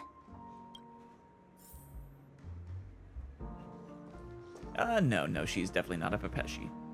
Much taller. Just sitting down. You're one of Siobhan's guests, right? I am. What can I do for you? If you're here to convince me to leave, please stop it. I'll never leave until she accepts my proposal. You can't strong-arm her into this. I just don't get why she won't leave this place. This rundown shack with no customers whatsoever. Rundown shack? Look at this place. This is gorgeous. I love the atmosphere of this bar. Yes, it needs more people, but I'm actually kind of shocked it's not more successful. Why don't you have more customers? Siobhan just said anything can be imbibed. Perhaps you can try various experiments to see what different emotions can brew with different drink ingredients. Let's try reading her thoughts. So she's currently calm. Let's turn her angry. I know your thoughts. Those darn Iris jerks! They're the ones who forced Siobhan into hiding here. Oh? Running this pesky bar. It's all their dirty scheming. Are you an Iris? Or no? Huh. I get it now. She's not leaving because she doesn't want to run into them again. Maybe? What? Siobhan, were you like an actor or something? That's what you want her to do, right? Be an actor with you? I can help clear the way for her. I can do her a favor. I'll go back and write a letter to the Dream Master exposing the crimes committed. I kind of want to by see what the other options were, damn it. Siobhan will definitely appreciate it. Exposing the crimes committed. Oh, geez. I just don't get why she won't leave this place. Let's try another one. Let's do happy. I've seen it. The moment when Siobhan and I share the stage, the crowd is going wild, applause crashing like waves, the aroma of irises fills the air. A beautiful melody playing, ribbons dancing around us, and the taste is sweeter than honey. Is this what Siobhan wants, though? I've seen that scene countless times in my dreams, and every time it mesmerizes me. That's why I have to bring her back to that world, no matter what it takes. You mean one of the different hours, or? Want to raise a glass, my attentive listener? Let's consider it a toast to my far-fetched dream. It is pretty far-fetched because Siobhan's not gonna budge. Emitting a crisp, resonant sound. Lovely. She's still not leaving. Maybe I'll I just don't get why she... Let's make her sad.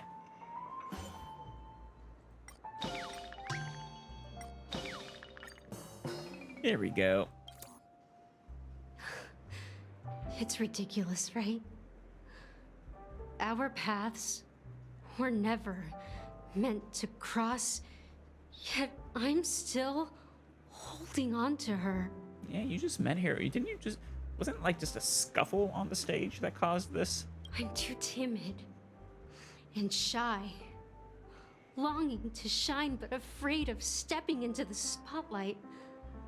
I need her guidance because I'll never be able to do anything alone. No, of course you can. You don't know Siobhan's past, and you have no clue how radiant She used to So be. she was an actress. Even among the talented Iris family, her skill was unmatched. Right, the Iris family is the one that she, Sunday, Robin would belong to, yeah. I know. She probably thinks I'm just trying to ride her fame to get ahead. But all I want is for her to reclaim her place. What if she doesn't want that, though? Why can't you let her be happy? Explicable mix of bitterness and sweetness that permeates the air. Ocean turns into a liquid, filling your goblet. Well, talking to you has got me feeling a bit down. My thoughts are swirling, making my mind clear. What are they talking about? And bringing tears to my eyes. Well, you gonna leave? Maybe I should find a place to reflect on what Siobhan truly means to me. You should. If you truly care for her, you should ask her what she wants. Here's the Not payment what you for the want drinks. for her. Please, pass it on to her. She's right there. You can pass it on. I'm leaving now. Amaki has left? Yes, she did. That's good for her. Radiant dreams may be enticing, but they're nothing more than dreams. Her drink is on the house. Please keep the money. Well, thank you, Siobhan. When you're ready, go to Gallagher. I can tell he's itching to show off his skills. I'll bet. All right, we'll go. I think we got all our ingredients, so. Eternal endurance. That being said, mixing a drink is wait, so go ahead. I got all the ingredients. Nice work. Let me take a look. You found some interesting ingredients there. Now, take your pick. All of it. Each drink has its own unique flavor, and the base ingredient sets the tone for the initial taste and the lingering aftertaste. So, which one would you like to use as the base? Pico, white grape soda. Unique creation from Penacony. This syrup serves as a non-addictive tranquilizer, offering a tranquilizer, an ineffable experience of serenity and delight for a certain duration. The manufacturer claims the syrup has all the benefits of religion and alcohol without any of the drawbacks. Nice. Classic Soul Glad. When it comes to Soul Glad, classic means the best. Despite 3 attempts to modify the formula, the Soul Glad company was compelled to return to the original recipe due to complaints from dissatisfied customers each time. Yeah, that's Coca-Cola, all right. Our double-blind tests showed that over 70% of customers failed to discern the difference between the new formula and the original one. Doesn't matter. Pico White Grape Soda. This soda made of fermented white grapes. Tastes sour, both sour and bitter. It serves as an exceptionally revitalizing remedy for summer heat. Consuming it often results in sneezing and a runny nose. According to those who have tasted it, it feels like a cold hand pressed against your neck. Pikachu. That's great. I love it. Oh, man. I'm gonna go with the tranquilizer. You won't find a sweeter drink anywhere in Penacony. And that's what today's dream seekers crave. Now that you've chosen the base, it's time to pick the adjunct. The ingredient that'll create a marvelous chemical reaction with the base. It should give an unforgettable taste without overpowering the main tone. So, what's your choice for the adjunct? Bright future. One day we will have a real house with a cup of coffee in her hand. Your wife says it'll have a yard where we can grow flowers, a hall where we can dance, a transparent attic where we can gaze at the stars, and ideally, a small dog to cuddle and fall asleep with. Aww, you would truly be the. I would truly be the truly blissful life. Yes, it would. You smile in silence and propose a toast. The warm vapor swirls and ascends, gently caressing the ceiling before dissipating. The bright future exists only in dreams.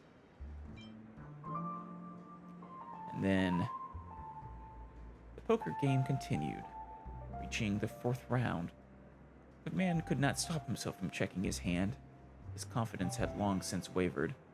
A true gambler won't hesitate to call, even if the chances of winning are impossibly small. The young man on the opposite side of the table snickered, pushing all his chips forward. All in. Being content is a virtue for mortals, whereas hesitation is a fatal flaw for gamblers. Yeah, that would be. Hesitation means that it lets them know you're bluffing. I suppose you could try to use that as to your advantage, though, if you had actually had a good hand. Eternal endurance. Insufficient active ingredient. Experiment failed. The scholar, frustrated by his 106,000th and first failure, randomly poked at the terminal. Developing a new poison formula proved to be much more challenging than anticipated. If he couldn't produce results by tomorrow, his mind was overwhelmed with worry, leading him to knock over the test tube rack on the table. Liquids from 2 unidentified containers mixed, releasing a pungent odor. 106,000th and second attempt successful. Now we're going to the bright future. I gave up trash for this. Bright future. A taste that's been a long time coming. I'll never forget the flavor that danced on my tongue as Mikhail whisked me through the dreamscape wilderness. Wait, hold on there. Those were haunting times. Too beautiful to be real. You can't just name drop Mikhail like that and not expect me to go along with it. Come again. You've met Mikhail. This is the same Mikhail. Mikhail. Yeah. Thank you, Himiko. Almost there. Let's pick a decoration. Which style do you prefer? Anything you need, I've got it. Hanu's sign, coin-shaped lemon slices, straws with concentric circles. Obviously Hanu's sign. The coolest possible drink. A symbol of bravery and dauntlessness. May you break free from your shackles just like he did. Hell yeah. Well, it's done. Nice. Here's to you, Dream Seeker, with this glass of El Dorado. El Dorado. That was a fun movie. To golden dreams. To golden dreams. Well done, Gallagher. You're not over the hill yet. Though the fact that he knows Mikhail, how long ago was that? How old are you? So are you satisfied? Very. Oh, the flavors.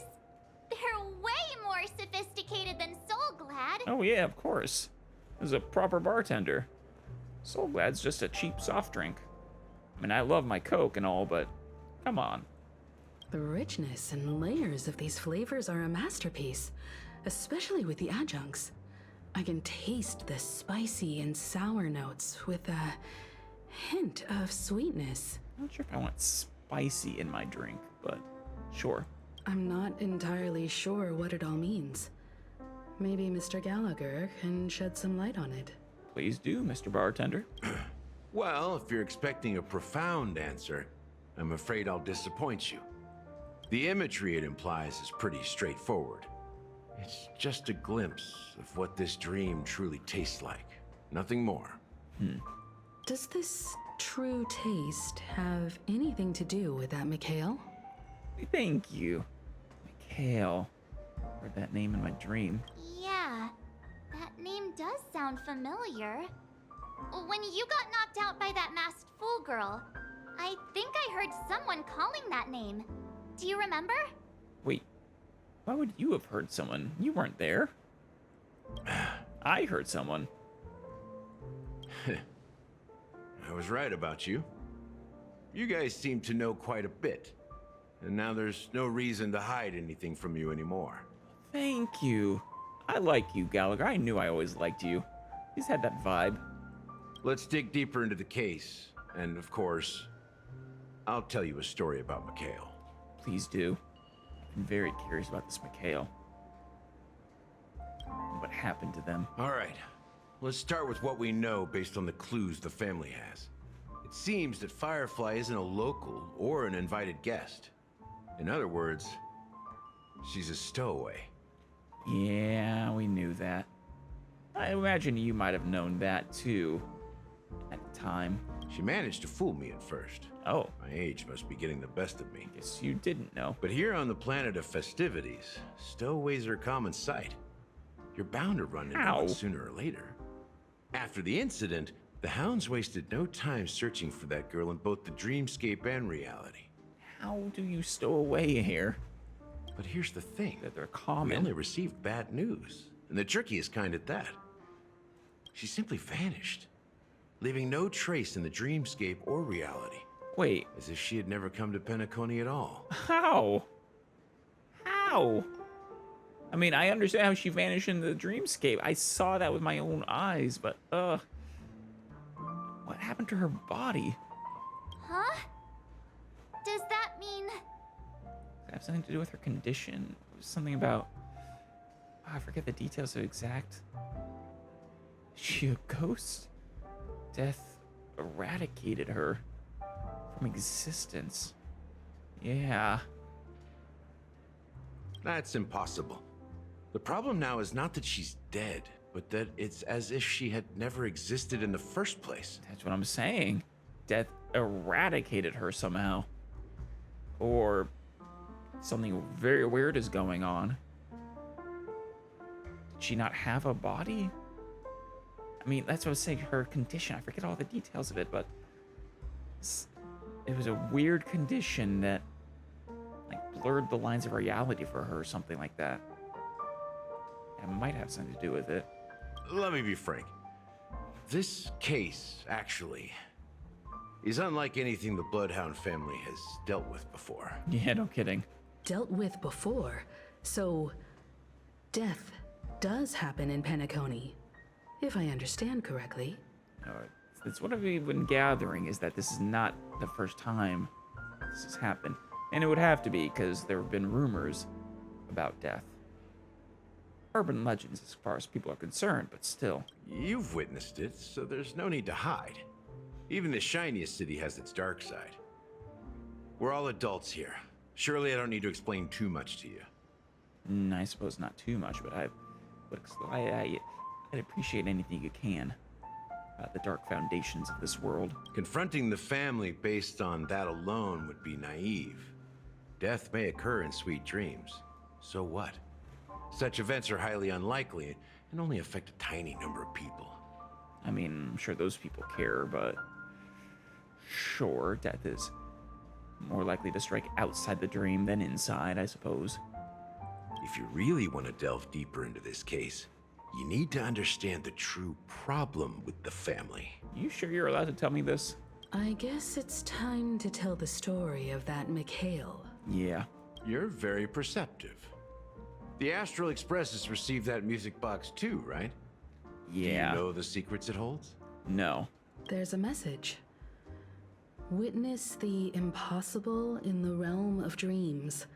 Find the legacy of the Watchmaker, father of Penacony, and thus the answer to the question, why does life slumber? Yeah, that actually answers the question of what the deal was with Ifrit's music box. Completely forgot that was what the former invitations took. That's the exact wording. Hey, why are you laughing? Wait, did you write it? It's quite poetic. But did you? No. Oh. But I'm the officer in charge of this case. So how could I not know? Yeah. I'm sure you must have noticed that this message didn't come from the family. Correct. You might have even guessed that the relationship thought. between the family and the Watchmaker isn't as close as it seems. Yeah, that's the sense I got from Sunday as well. That's just our speculation. Actually, it's hard to believe that the father of Penacony and its actual managers are at odds. Yeah, I mean, that's what I'm saying. The father of Penacony, I feel like, is one of maybe two things. One possibility is that they are the foundation of Penacony and was forced into that position by the family, or possibly the family's corrupted the Watchmaker's dream, I guess. Now I can assure you that your speculation is absolutely correct. Damn. The family has considered the Watchmaker an enemy for a long time, but the hounds haven't been able to track him down, as he seems to be living only in the characters and stories he created. Huh. An enemy? Did the Watchmaker create Penacony, though? Let me ask you a question. Have you ever wondered why the family allowed the Watchmaker to send out such a ridiculous message to the outside world, inviting you here and causing chaos? I mean, did you allow it?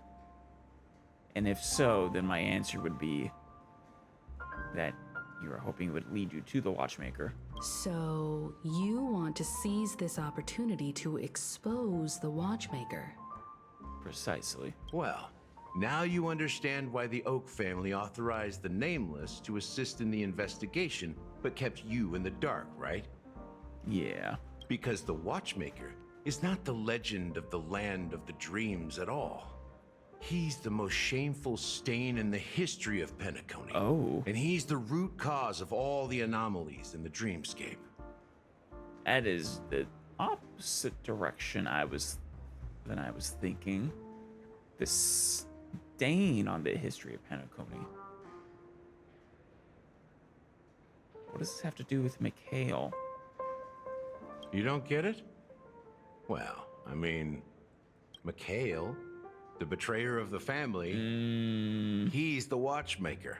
Yeah. I don't know, though. When I was in that underdream that Sparkle put me in, it wasn't betrayal I was sensing. That Mikhail sounded like they were in trouble. He was in trouble. Someone was worried about him.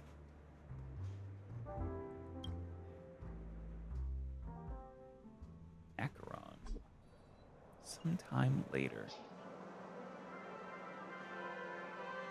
Here we are, Clock Studios theme park, the most popular entertainment center in Penacony. Are we gonna get to watch Clocky? Hanu! Wait, aren't we supposed to be discussing the Watchmaker? I would have expected you to take us to maybe a library or an archive room of sorts. But an amusement park? March, don't question it. The culture of a city reflects its history in the most authentic way. To you, it's a fun place. But to me, it's a prison for the planet's past. Is Mikhail a child? That was the sense I got. You know that Penacony used to be the IPC's prison planet, right? Right. All the prisoners were brought here, helping the Garden of Recollection salvage the leaking memoria from the macro void. Huh. The leaking memoria from the macro void. The macro void. Interesting. So it was like prison labor that they were doing. And that just so happened to make this a prime place to build this kind of dream world because of all the leaking memoria. The prolonged exposure to high concentrations of memoria caused a unique phenomenon. The dreams of countless prisoners intersected and overlapped, and people started meeting each other in their dreams, living lives that were almost identical to reality. Right. And that's, I mean, kind of what we have here, isn't it? I mean, it's not identical, but it's similar. But everything has a price, and sweet dreams are no exception. In the end, the dream world was unable to alleviate the suffering of prisoners in reality. One of the prisoners broke free from the IPC shackles and fought for freedom. Mikhail? He is Hanu, the great leader of Dreamville. Wait. The great peacemaker, and the faithful companion of the underdogs. Clocky and all this, that's based on real people. So the character Hanu is based on a real life person. So that Clocky cartoon is actually a documentary. History is always written by the winners. However, it's undeniable that Clocky is an animation that draws from Penacony's actual history. I don't know, is the Clocky I saw actually the Watchmaker? That would be interesting. He said he hides in his creations, right? These characters not only exist in Dreamville, but also in the distant past. Once you realize this, you'll understand why we're here. How did Mikhail betray the family? There are so many members of the Bloodhound family around here. They just received a lockdown order, supposedly from Sunday himself. Who knows what it's for? Yeah, no, Sunday is up to no good, I think. I mean, if he wants revenge for his sister, I'm all on board, but only if that's all he wants.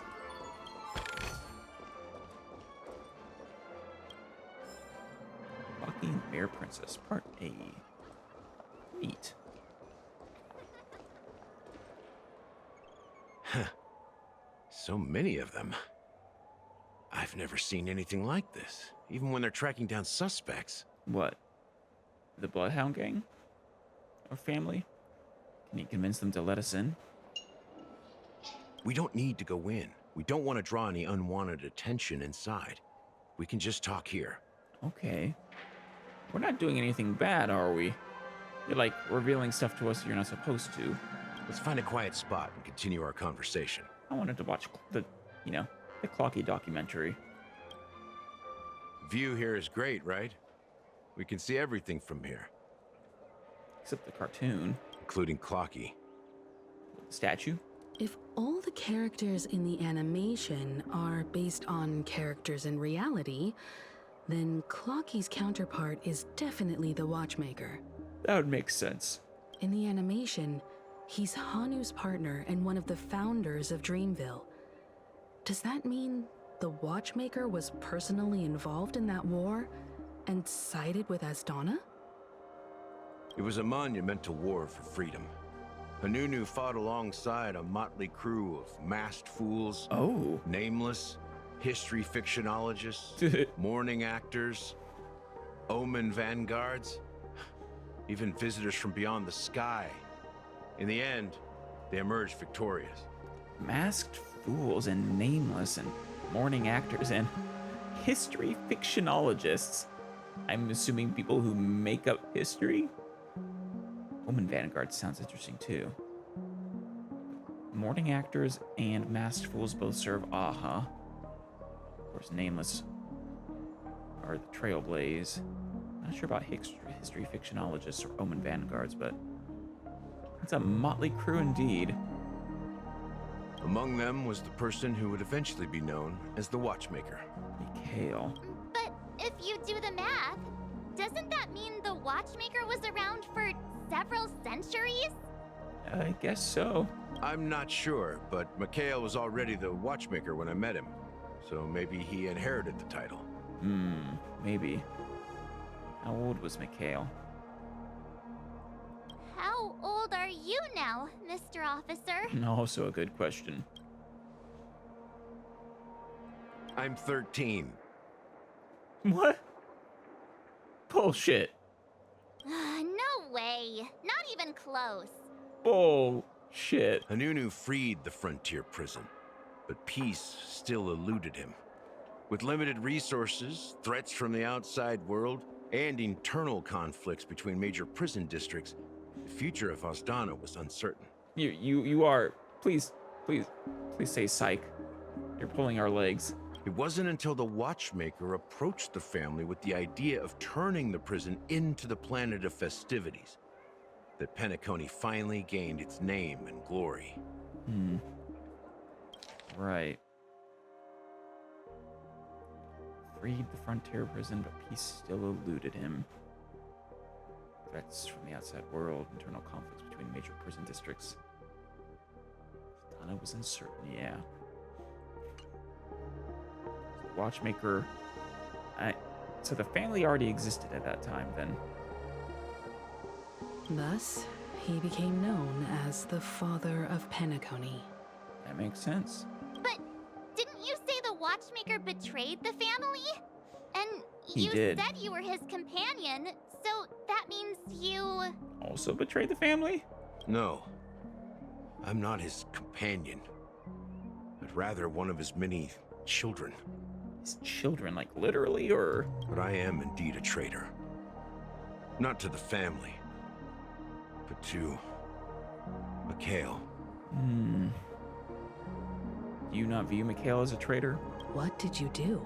The family betrayed Mikhail, not the other way around. I did nothing. And that's the worst betrayal of all. Oof. Yeah? Just like you, I had close companions. We dedicated ourselves to Penacony. But the Oak family, they set us up. Forgetting which one is which. I was thinking the Irish family were the ones Sunday belonged to, but was that actually the Oak? In fact, now that I think about it, yeah.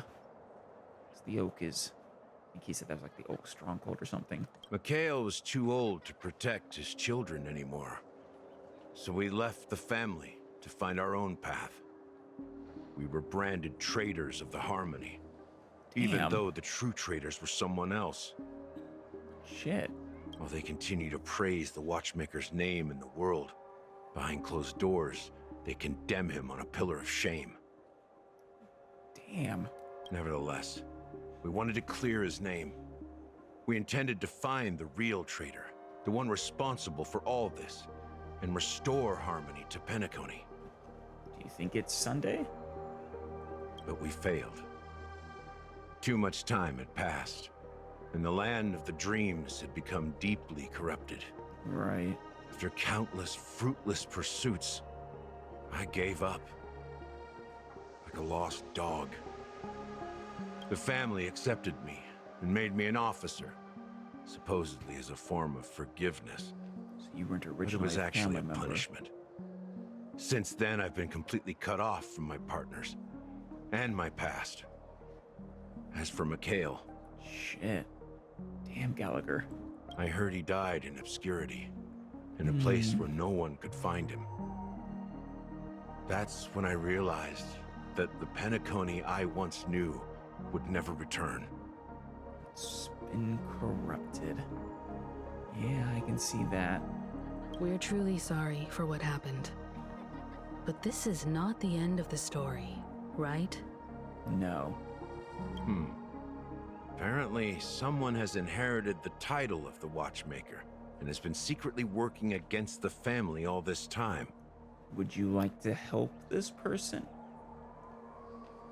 Is the Watchmaker an organization, maybe? That's a possibility. Well, that's one way to look at it.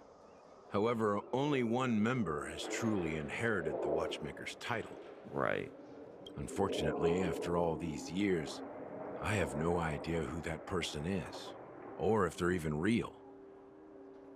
Or just Mikhail's lost soul haunting the dreams. You don't think it could be Sparkled, do you? I mean, she knows a lot. She sent us into that sort of backroom dream that revealed some of the truth. I don't know. Maybe. So, do you understand why I'm spilling all this info? Because I believe the girl's death must be connected to the Watchmaker's legacy. Absolutely. I And mean, at she the was end of all these mysteries, she was looking for it. She was pursuing the Watchmaker's legacy. we will find the answers we are seeking. I believe it. If it really is Mikhail's ghost, I want to meet him. If only for the last time. For those who despise me could form a line from here all the way to the entrance of the hotel. But those willing to look me in the eye and hear me out? Let's just say, there won't be many. Right. And I'd love to give you that chance.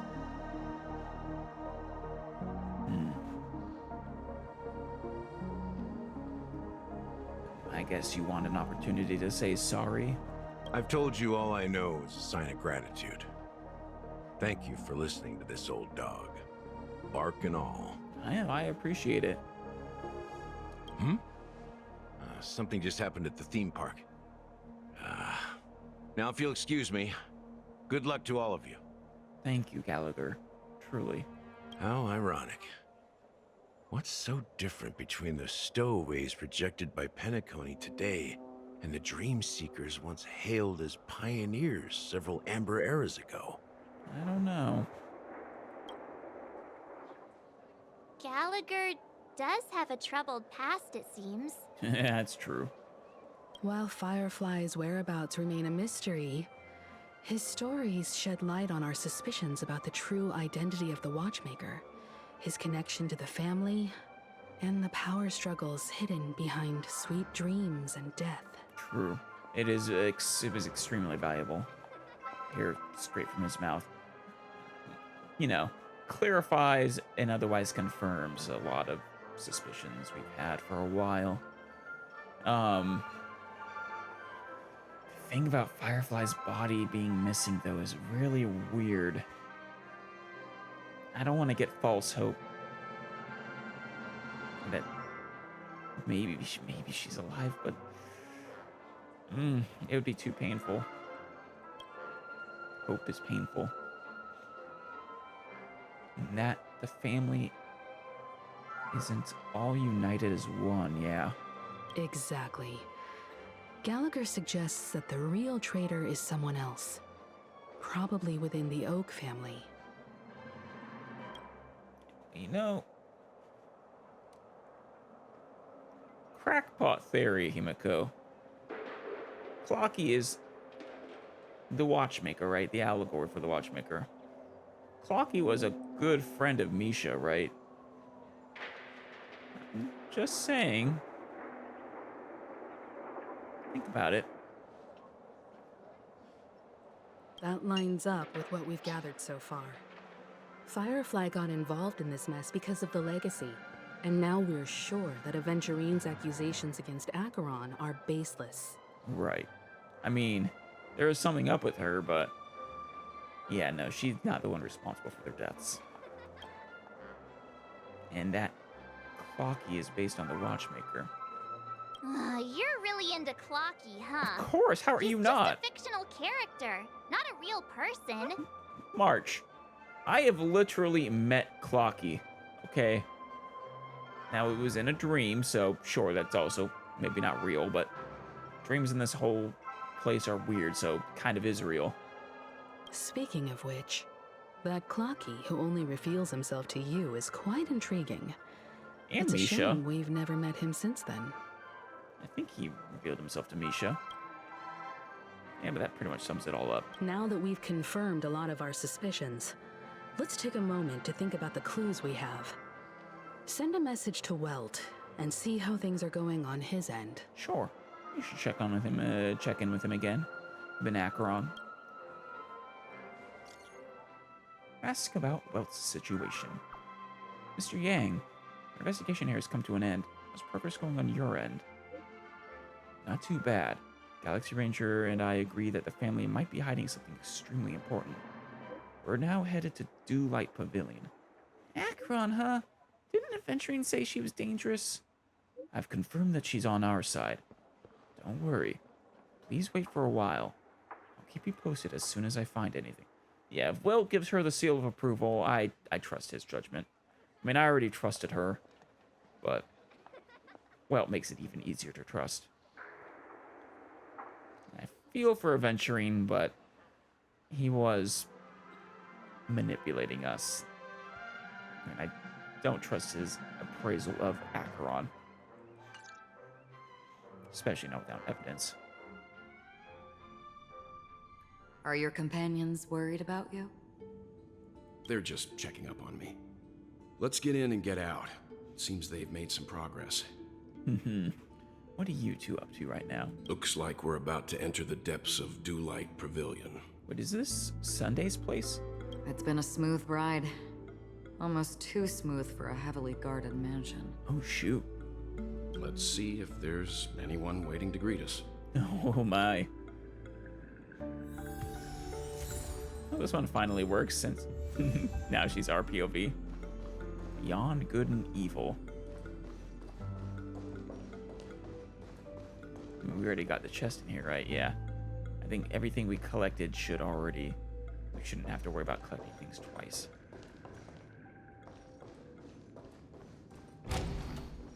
Oh, and the path was already opened for us. Now that's different. Something feels off. Very. A grand mansion like this and not a butler or servant in sight. Could it be due to the disruption caused by the emergency? It is weird. Well, this door is open. Looks like we'll have to investigate ourselves. Let's proceed with caution. Extreme caution. I mean, Acheron can probably kill Sunday if she needs to. I mean... Just one moment. But... Acheron draws her blade slightly. In a moment, her breath becomes imperceptible. Light. I've made myself less noticeable. The crew can explain their presence as authorized by the family, but I can't come up with any excuses for being here. Huh. Draws her blade slightly to access some of her memories. Fascinating. And white bated breath, is that her other self?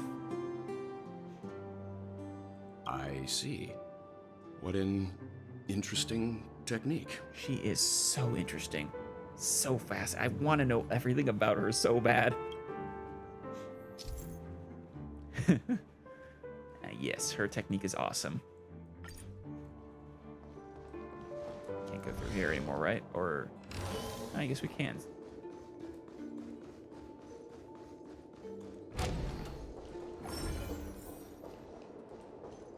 Not sure there's a reason to anymore, though. I've already gotten everything here, right?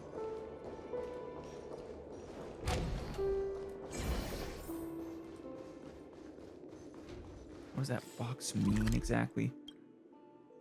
Oh, I see what that's for. It just means it's a 3D room.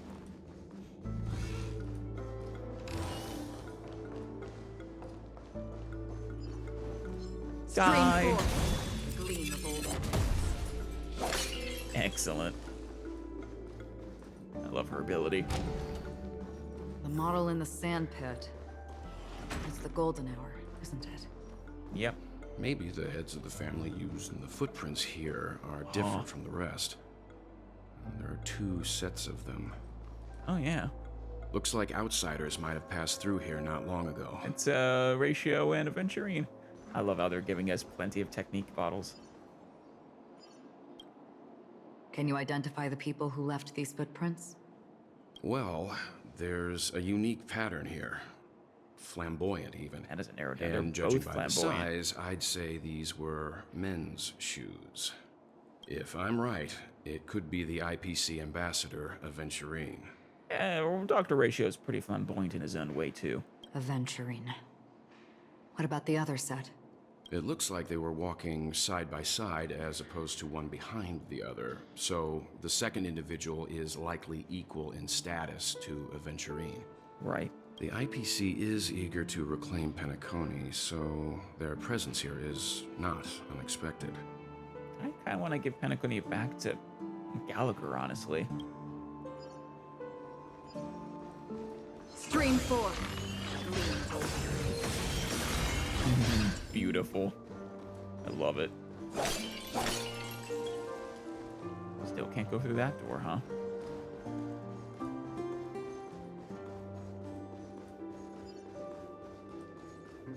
Stream 4. No chance. Yeah, that chest is gathered still. Well, there aren't any people in this mansion. They've set up quite a few mimetic guards to patrol this place. Yeah, they have. Ah, the boss. This is where it ends. Yeah. This combat needs up. This is double speed. Shouldn't stand a chance. Nice like a good brew. Full, my friend. I should have gone with Civil War first. Yourselves! That's a waste. Can I have fun this time? I weep for the departed. It too shall fall. Time for a buzz. We have the upper hand. Wouldn't have been fire anyways, I guess. Another journey. Enemy data net markers activate. Time for a good old counterattack. Still waters of oblivion. Enemy targets detected. In the mood for another. Posada does a great job of healing. Time for a buzz.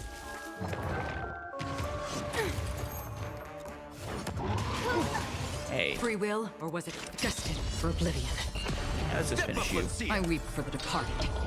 Goodbye. It too shall fall.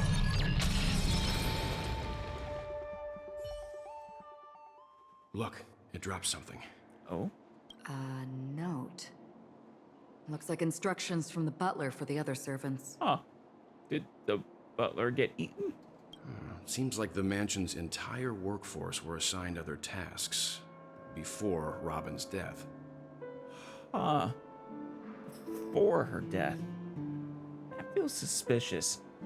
It must have been a big project to require that much manpower. The Charmony Festival, perhaps. Maybe. But no matter what their main priorities are, there should always be someone left at the mansion, right? You would think. So you're saying someone deliberately cleared the place out? Feels like it. Yeah, but I don't know why.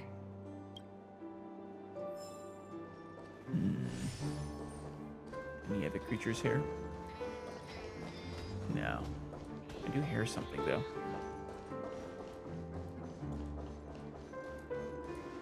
A trash can? A lordly trash can. May appear anywhere in the world, testing passing braves. Converse with it to face its trials, and completing their trials will earn you stellar jade rewards. This is beautiful. The trials from each lordly trash can can only be completed once and cannot be repeated. Young members of the family these days don't seem to know a thing about manners.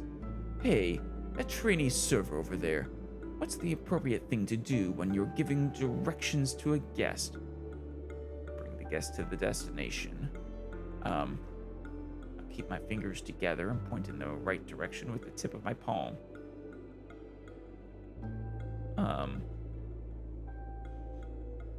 Point it directly in the direction of the destination with my hand.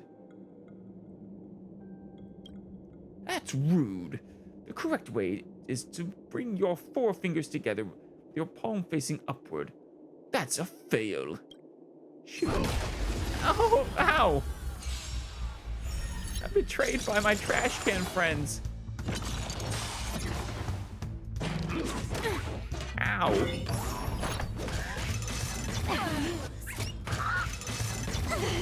Oh, no. Still waters of oblivion. All right. Yeah, it just constantly gives it more weaknesses. Time for a buzz. Enemy targets detected. Ow! Free will, or was it fate? Destined for oblivion. I weep for the departed. It too shall fall.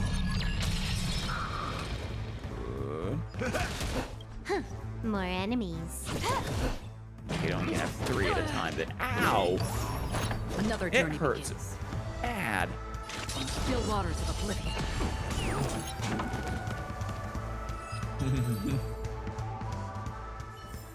Yeah, the lordly Another trash blood can debt is repaid. quite dangerous. Let's heal you.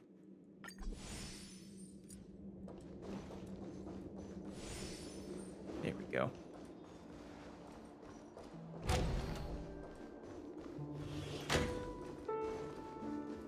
Sunday, are you here? No. No one here either. Yeah. Since no one's around to entertain us, let's make ourselves at home. Stay close to me so that my white can cover you too. You're white.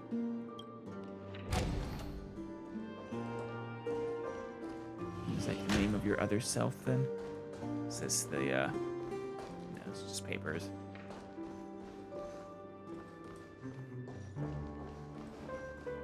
Let's see what we're working with. This light cone is securely guarded. It must hold some important memories. Aww. So that's Sunday and Robin. Looking up there are they twins, maybe? Same age, roughly? They look both pretty young there. I do think he cared for Robin. I don't want to suspect that he had anything to do with her death. According to Robin's interview, despite having performed on so many grand stages, her favorite performance was a pretend show she put on with her brother when they were just kids. That is so sweet. I wonder how their relationship is now. Non-existent, Acheron. She's dead. Growing up brings gains, but also losses. Yeah, time has a way of smoothing things out. The beautiful dreams of youth will eventually fade away. True. List of death's victims. Anserol, a male Holovian, was dragged into the sea by an unknown meme while sunbathing on the beach in the moment of oasis. Subsequent search and rescue operations proved unsuccessful.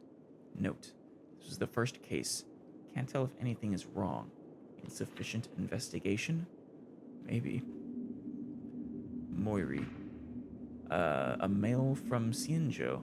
Oh, entered a spheroid in golden hour and mysteriously disappeared while the spheroid was bouncing in air. Later examinations showed no signs of forced entry or exit on the spheroid. Note, it seems the culprit can ignore physical barriers. Conventional investigation methods feasible? I mean, the culprit is the meme, right? Death? Emaka, a female human, participated in a talent show in the moment of scorched sand, accidentally fell off the stage before the judges turned around and disappeared in the shadows below. Footage for that episode of the show has been deleted. Note, the culprit is swift and skilled at disguises. Caution is advised. Well, we know someone who's swift and skilled at disguises, but no, this is about death. Weber, a male Pepeshi, fell down when entering his office on payday in Gilded Hour. Maybe this is just before they actually knew it was death. And was killed by an unknown meme that suddenly appeared. The memories of witnesses have been processed. Note, preferring to attack wounded or vulnerable individuals? Uncertain. Maybe taking orders from someone else. Shamet, a male Pepeshi, was taken away while flipping over a card at a casino in the Moment of Stars. The casino staff has dealt with the aftermath of the incident. Note, flipping a card. Interesting. I suppose. These all seem random, but also, it got a lot more victims than I even realized. Yeah, we're not even halfway through. Deckham, a male human, jumped into the ocean of dream bubbles and blue hour in an attempt to impress his girlfriend, but got entangled by an unknown meme under the sea and drowned. His girlfriend's memories have been processed. The outcomes are not satisfactory. Further investigation from motivators may be necessary. What's a motivator? Note, most cases are related to the ocean. Could this be a breakthrough? Additional note, scratch that. After checking, only 2 cases were related to the ocean. Right. Let's see. That'd be, Saishia, I think. A female Foxian. Maybe, more like, no, yeah, I think Saishia. Female Foxian was engulfed by an unknown meme while playing dreamy slots in Golden Hour. I haven't seen any Foxians since coming here, or anyone from Xianzhou, at least not noticeably. The incident caused a huge commotion at the spot. The memories of most witnesses have been processed. Could it be the sweet dream's true? Does it have the ability to imitate and learn? Multiple culprits? There's likely a mastermind behind the scenes. Kambega, male bloodhound, was attacked by an unknown meme before his shifts change in the moment of serenity, resulting in his death after a fight. Security measures have been enhanced in the prison area. Note: you guys solve a prison? Note: no notable details in this case. Need to ask the Bloodhound family to strengthen defenses in the prison and other facilities. Janet, female human, disappeared while visiting the Film History Gallery at the Mill Museum in the Moment of Soul. She was drawn towards a mysterious sound calling to her and walked into a screen, vanishing without a trace. It's like a siren. The site has been cordoned off. Note: it's the only case where the culprit demonstrated speech ability. Further verification is required to determine if this is a false claim. Monk, a male Intellitron, was attacked while replacing his newly purchased high-grade vision sensor in the auction at the moment of dusk. Vision sensor? Noteworthy. I don't know if that's true. It's not that noteworthy. Annette, a female Papeshi, vanished while touching up her makeup in the bathroom before the graduation ceremony at Paperfold Academy in the Moment of Soul. She was caught by a meme into a mirror and disappeared. Witnessed by a teacher at the scene. Note: mirror? Noteworthy. Current hypothesis is related to sight. I don't know. I mean, the thing that's most noteworthy is that every single one of them was a meme as the culprit, but maybe you're looking for something beyond that. Maybe you think someone's controlling death. Remember, you thought it was the Watchmaker when you were talking to Sparkle. Chloe, female Intellitron, was attacked by a meme and disappeared when she blew out the candles during her birthday celebration with her friends in Blue Hour. All witnesses are currently receiving treatment from motivators. Oh, right, the motivators. I met one of them.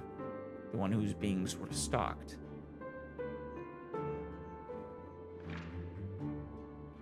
I mean, do you think these are different memes? These are all the same meme, right?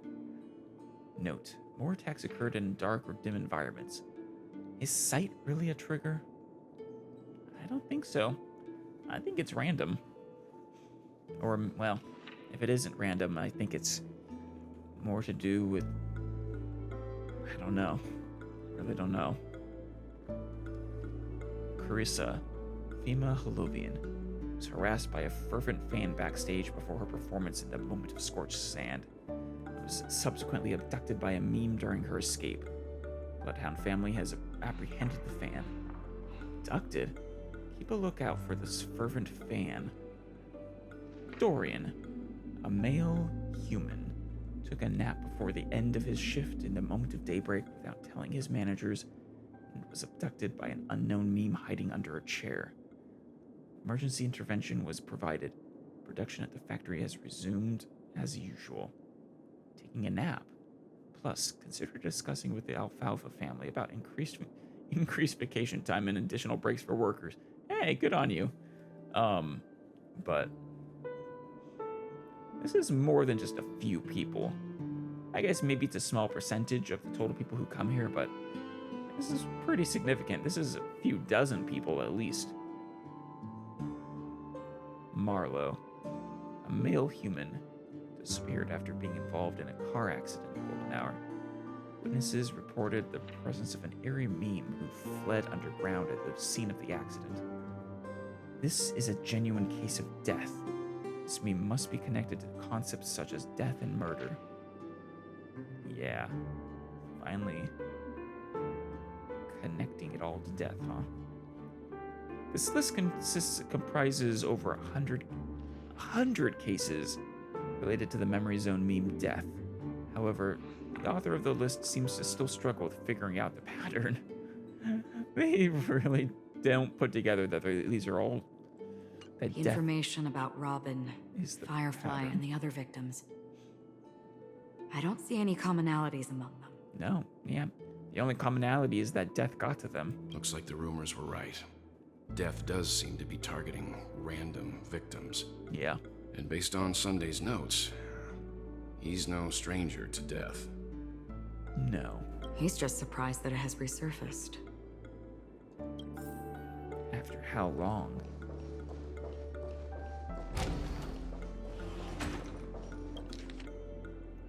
A letter from Robin. Dear brother, how are you doing these days? I had intended to visit you at Dewlight Pavilion as soon as possible upon my return, but with the approaching Charmony Festival and your busy schedule, I refrained from troubling you. However, an urgent matter compels me to share something with you immediately. Oh? Since my return to Penacony, I have experienced a peculiar change in my voice. Huh. What caused it, I wonder? At first, I thought it was caused by exhaustion or illness, but after consulting with doctors, they assured me of my perfect health and dismissed my concerns. However, my voice worsened over time, and I even experienced periods of complete voice loss. Damn. In order to find answers, I conducted many private investigations, using my idle time out of rehearsals, of course. Eventually, I realized that the harmony in Penacony is not pure. Yeah. A discord lurking within has tainted my voice of harmony, which I believe to be the root cause of my vocal issues. And that was something I basically speculated before, that this place had fallen into disharmony, which was causing issues for her. I immediately realized that such levels of interference can only occur if either a powerful external force is pulling the strings, or if a senior member of the family is involved. Unfortunately, further investigation has led me to the latter conclusion. She got far. Was this a legitimate case of her being silenced? I swear this traitor, if it exists, needs to die. If they're responsible for murdering Robin. This is an extremely alarming discovery. Or causing her death, at least. A traitor has emerged within the family in Penacony, and it is highly likely that this person is one of the 4 family heads. I trust you implicitly, dear brother, because of our promise.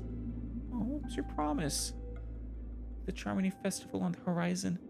I fear this person intends to impede its progress, or even use the festival for some ulterior motive. At any rate, I suggest you monitor the other family heads, while also prioritizing your own safety. You're the only true family member I have left. Aww. Oh, Robin. There is another matter that requires our attention. During my investigation, I learned about the memory zone mean death. My further inquiries led me to believe that and you got really far. Led me to believe that the culprit who directed it to cause this series of incidents is likely the aforementioned traitor in the family. So you do think it's being controlled. I've collected more clues and am prepared to verify my hypothesis. Rest assured, you can just focus on the preparations for the Charmony Festival. Once I've thoroughly investigated death, I'll come and meet you immediately. It won't take too long. Aww. Then she dies. Given your heavy workload, please take care of yourself. Don't stay in the dreamscape all the time. Spend some time in reality when you are free. I've brought some more specialties from other galaxies. Giant moa pudding tarts from Morlones. Wild strawberries from Akonyako, known for their exceptional size and sweetness, which I'm certain you'll enjoy. And almond meringue cream cracknels from Medicia. Don't forget to enjoy them. May Shipe be with us. Your sister, Robin. Damn. As soon as I and the rest of the crew arrived in Penacony, Mr. Sunday and Robin showed up to greet us. I remember hearing something unusual in her voice. And now it seems I was right. Yeah, she had said something about not being able to sing anyways as well. Robin believed it was because the harmony had been tampered with somehow. But as far as I know, there aren't many entities capable of interfering with the power of paths. No kidding. I mean, that's either Aeon level or Emanator level power right there, I think. Meaning? If there really is a traitor within the family, that person must hold a high position or possess unimaginable strength. Right. That would explain why Mr. Sunday has been having such difficulty in catching the traitor. I mean, you can't just come out and accuse the other three heads, right?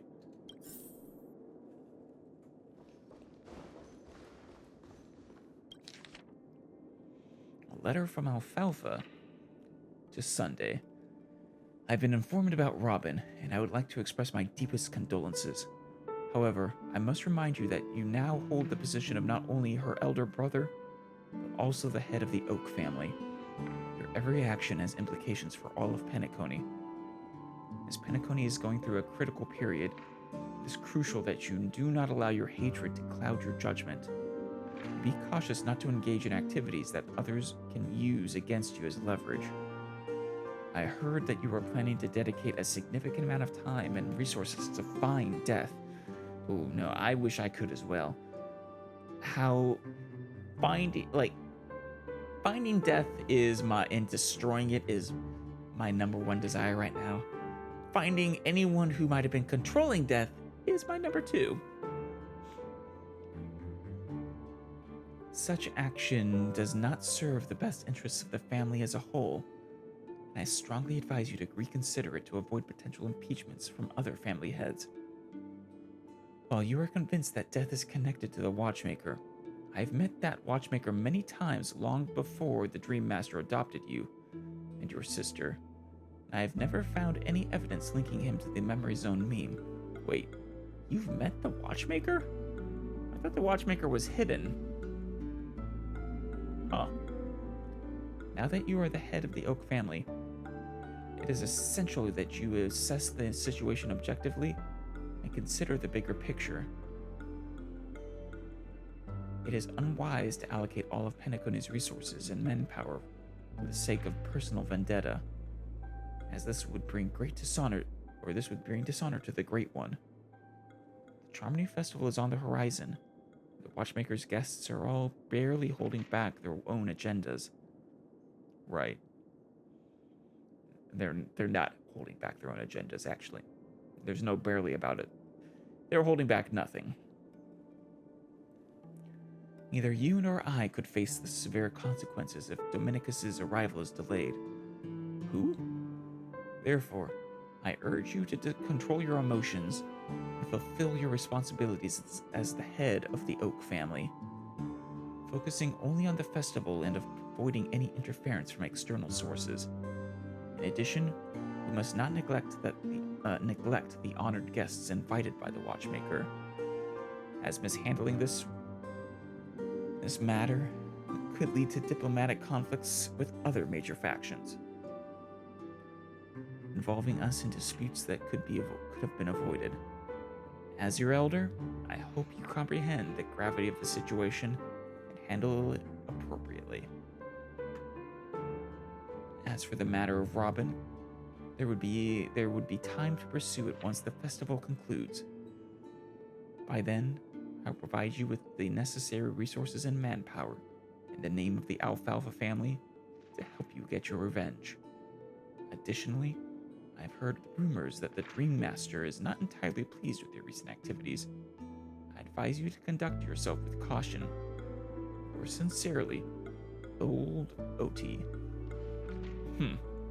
He's the head of the Oak family now, but was adopted by the Dream Master. What does that mean? Who is the Dream Master? Do they hold a position above the four heads? It seems neither the Dream Master of Penacony nor this old Odie is happy with Sunday's recent performance. Yeah. They don't seem to care much about death. No, they do not. Instead, they're more concerned about the Charmony Festival and the Watchmaker. Yeah. I feel like if they were... Yeah, no, it's a little suspicious how little they care about death. Far too cavalier about it. Maybe the other family heads don't think death is a big deal. Yeah. One thing's for sure. There's a lot of internal conflict within the family, and everybody has their own agenda. That is the story of this quest. Everybody has their own agenda. Hell, even Acheron here. List of suspects. Ooh, this should be interesting. Esteemed head of the Oak family. The investigation into all the suspects involved in the death case has been concluded. The findings are summarized below for your review. Respectfully yours, Esme Draught. Is this Bloodhound leader? Attachment. There's a lot of them. Ryan, a general staff from the Oak family. Short gray hair, leading a laid-back lifestyle, often caught slacking off at work. That's not... How is that makes them a suspect in the death case? Percy, diplomatic clerk from the Oak family. Are these all Oak families? No. Okay, I see a few others. Dark curly hair, suffering from severe OCD, unable to work until his tie is tied and checked 5 times. Reshi, diplomatic clerk from the Oak family, long gray hair, devoted fan of clocky, exhibits a preference for the clock element in almost all aspects of life. None of these are suspicious. What are you on about?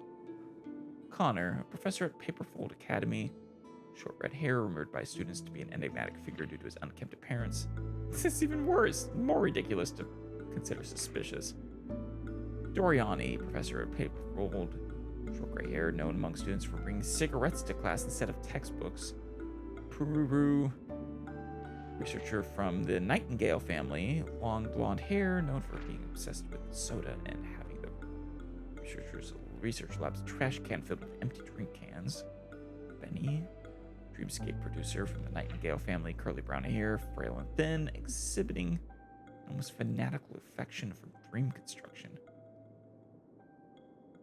This draught person is crazy. Marine, dreamweaver from Nightingale, short gray hair, standard stature for Pepeshi adults, possesses a collector's fetish, particularly fond of mugs and jugs. Okay. Sir Whitaker, head of the Nightingale family. Oh, damn. Accusing the head of the Nightingale family, short black hair, distinguished by his rare orange pupils. Or are you just not listing why they're suspicious here? Just vaguely describing them. I feel like, Sunday would know Sir Whitaker if he's the head of the Nightingale family. Pat, renowned actor from the Iris family. Short gray hair, featured in numerous classic films and TV shows, known for his distinctive hot thigh band. Borage, an actor from the Iris family. Short black hair, frequently cast in gangster-themed films, widely acclaimed for his performances in close quarters combat scenes. Dare, Drinksmith from Iris, short blonde hair. Reputation amongst tourists for engaging conversations. Carrie, actors from the Iris family, long pale hair. Known for cross-dressing in films to play suit-clad male protagonists, affectionately called by her fans the Grey Beauty. Brendan, guard from the Bloodhound family. Short brown hair, awarded a medallion for rescuing 10 stranded tourists in an incident caused by a meme. Nice. How is he suspicious? Carter, security officer from the Bloodhound family.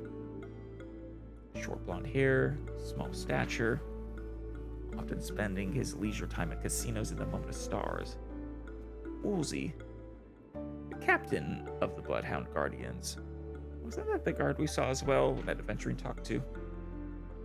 Short blonde hair, stocky man bearing several scars from previous encounters with memes.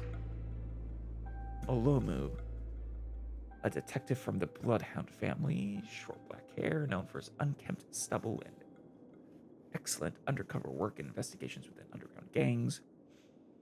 Karina, agent from Bloodhound, long gray hair, named Fireball by underground gangs due to her tendency to wear all red attire while enforcing the law.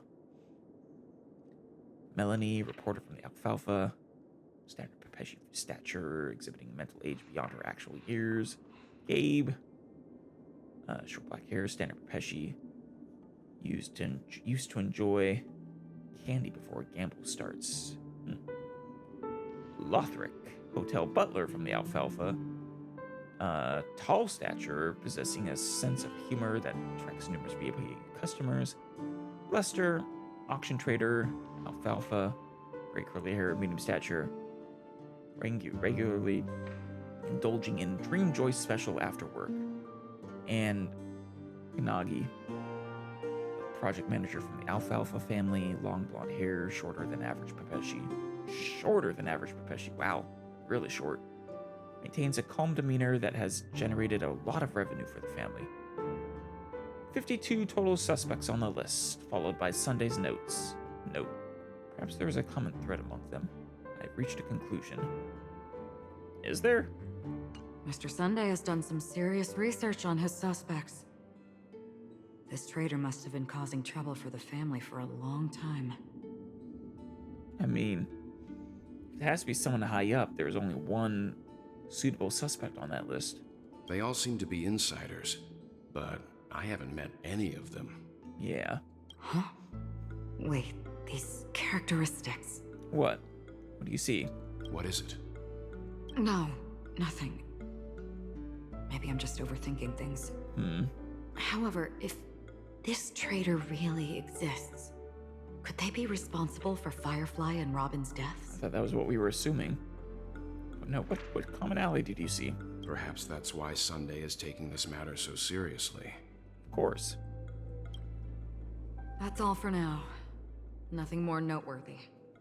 Sunday, you gonna drop in? Before coming here, I had all sorts of scenarios in my head about dealing with the family. I did not expect an empty mansion. No. Watch out. Someone's approaching. Oh shoot. Sunday? I don't think trespassing on forbidden areas is the way to be a guest, Mr. Yang. And... Hey, you're the one who didn't leave any guards, buddy. Acheron? The Galaxy Ranger? That she is, as far as you're concerned. Our apologies, Mr. Sunday. Nobody came to greet us, so we entered without permission. I hope you can forgive us. True.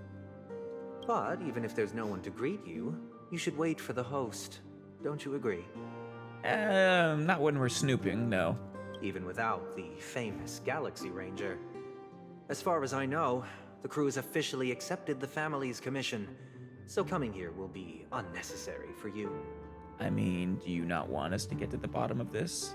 For your sister's sake? On the contrary, that's exactly why we're here. To ask you about the case and gather more information. We don't want any loose ends. Yeah. Well, since you've come with goodwill, I have no reason to show you the door. Yeah? I mean, legitimately. Unlike Aventurine, we are here with completely goodwill. Rest assured, he hasn't figured out that we went through those documents. Well, he didn't until you just whispered that loudly. While the truth remains a mystery, I'm getting close to it. I assure you that the traitor will soon pay the price. Good. We would like to, be present for their painful execution. Let's hope justice will prevail soon. I have a question for you, if you don't mind. How did the family come to the conclusion that the murderer was within the family? It's a good question. With all due respect, it's in the IPC's interest to wreak havoc before the Charmony Festival, and the family has every reason to suspect the IPC's involvement. They do. Well, other family heads share the same suspicions as you, but in my opinion, the true murderer would never have drawn as much attention as that ambassador did. Not to mention, I personally shackled him a while ago. Yes, you did. However, I'll give you a suggestion regarding your suspicions, Mr. Yang. You should be more cautious of Aventurine. While the wicked can't break through high walls, they can plunge their evil dagger into the heart of the righteous. Mr. Aventurine is not... I don't believe he's responsible for it.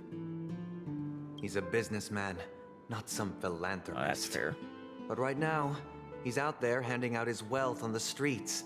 And he went to the Clock Studios theme park all by himself. Oh, he was there. Who knows what kind of scheme he's cooking up? One that will end in your downfall, probably. While the family is dedicated to keeping our guests safe, it might be wise for you to stay alert. You never know what unexpected troubles could arise. You know, Sunday, I don't want to suspect you for Robin's sake, but God, you are just like Aventurine. Something about you just rubs me in a very suspicious way.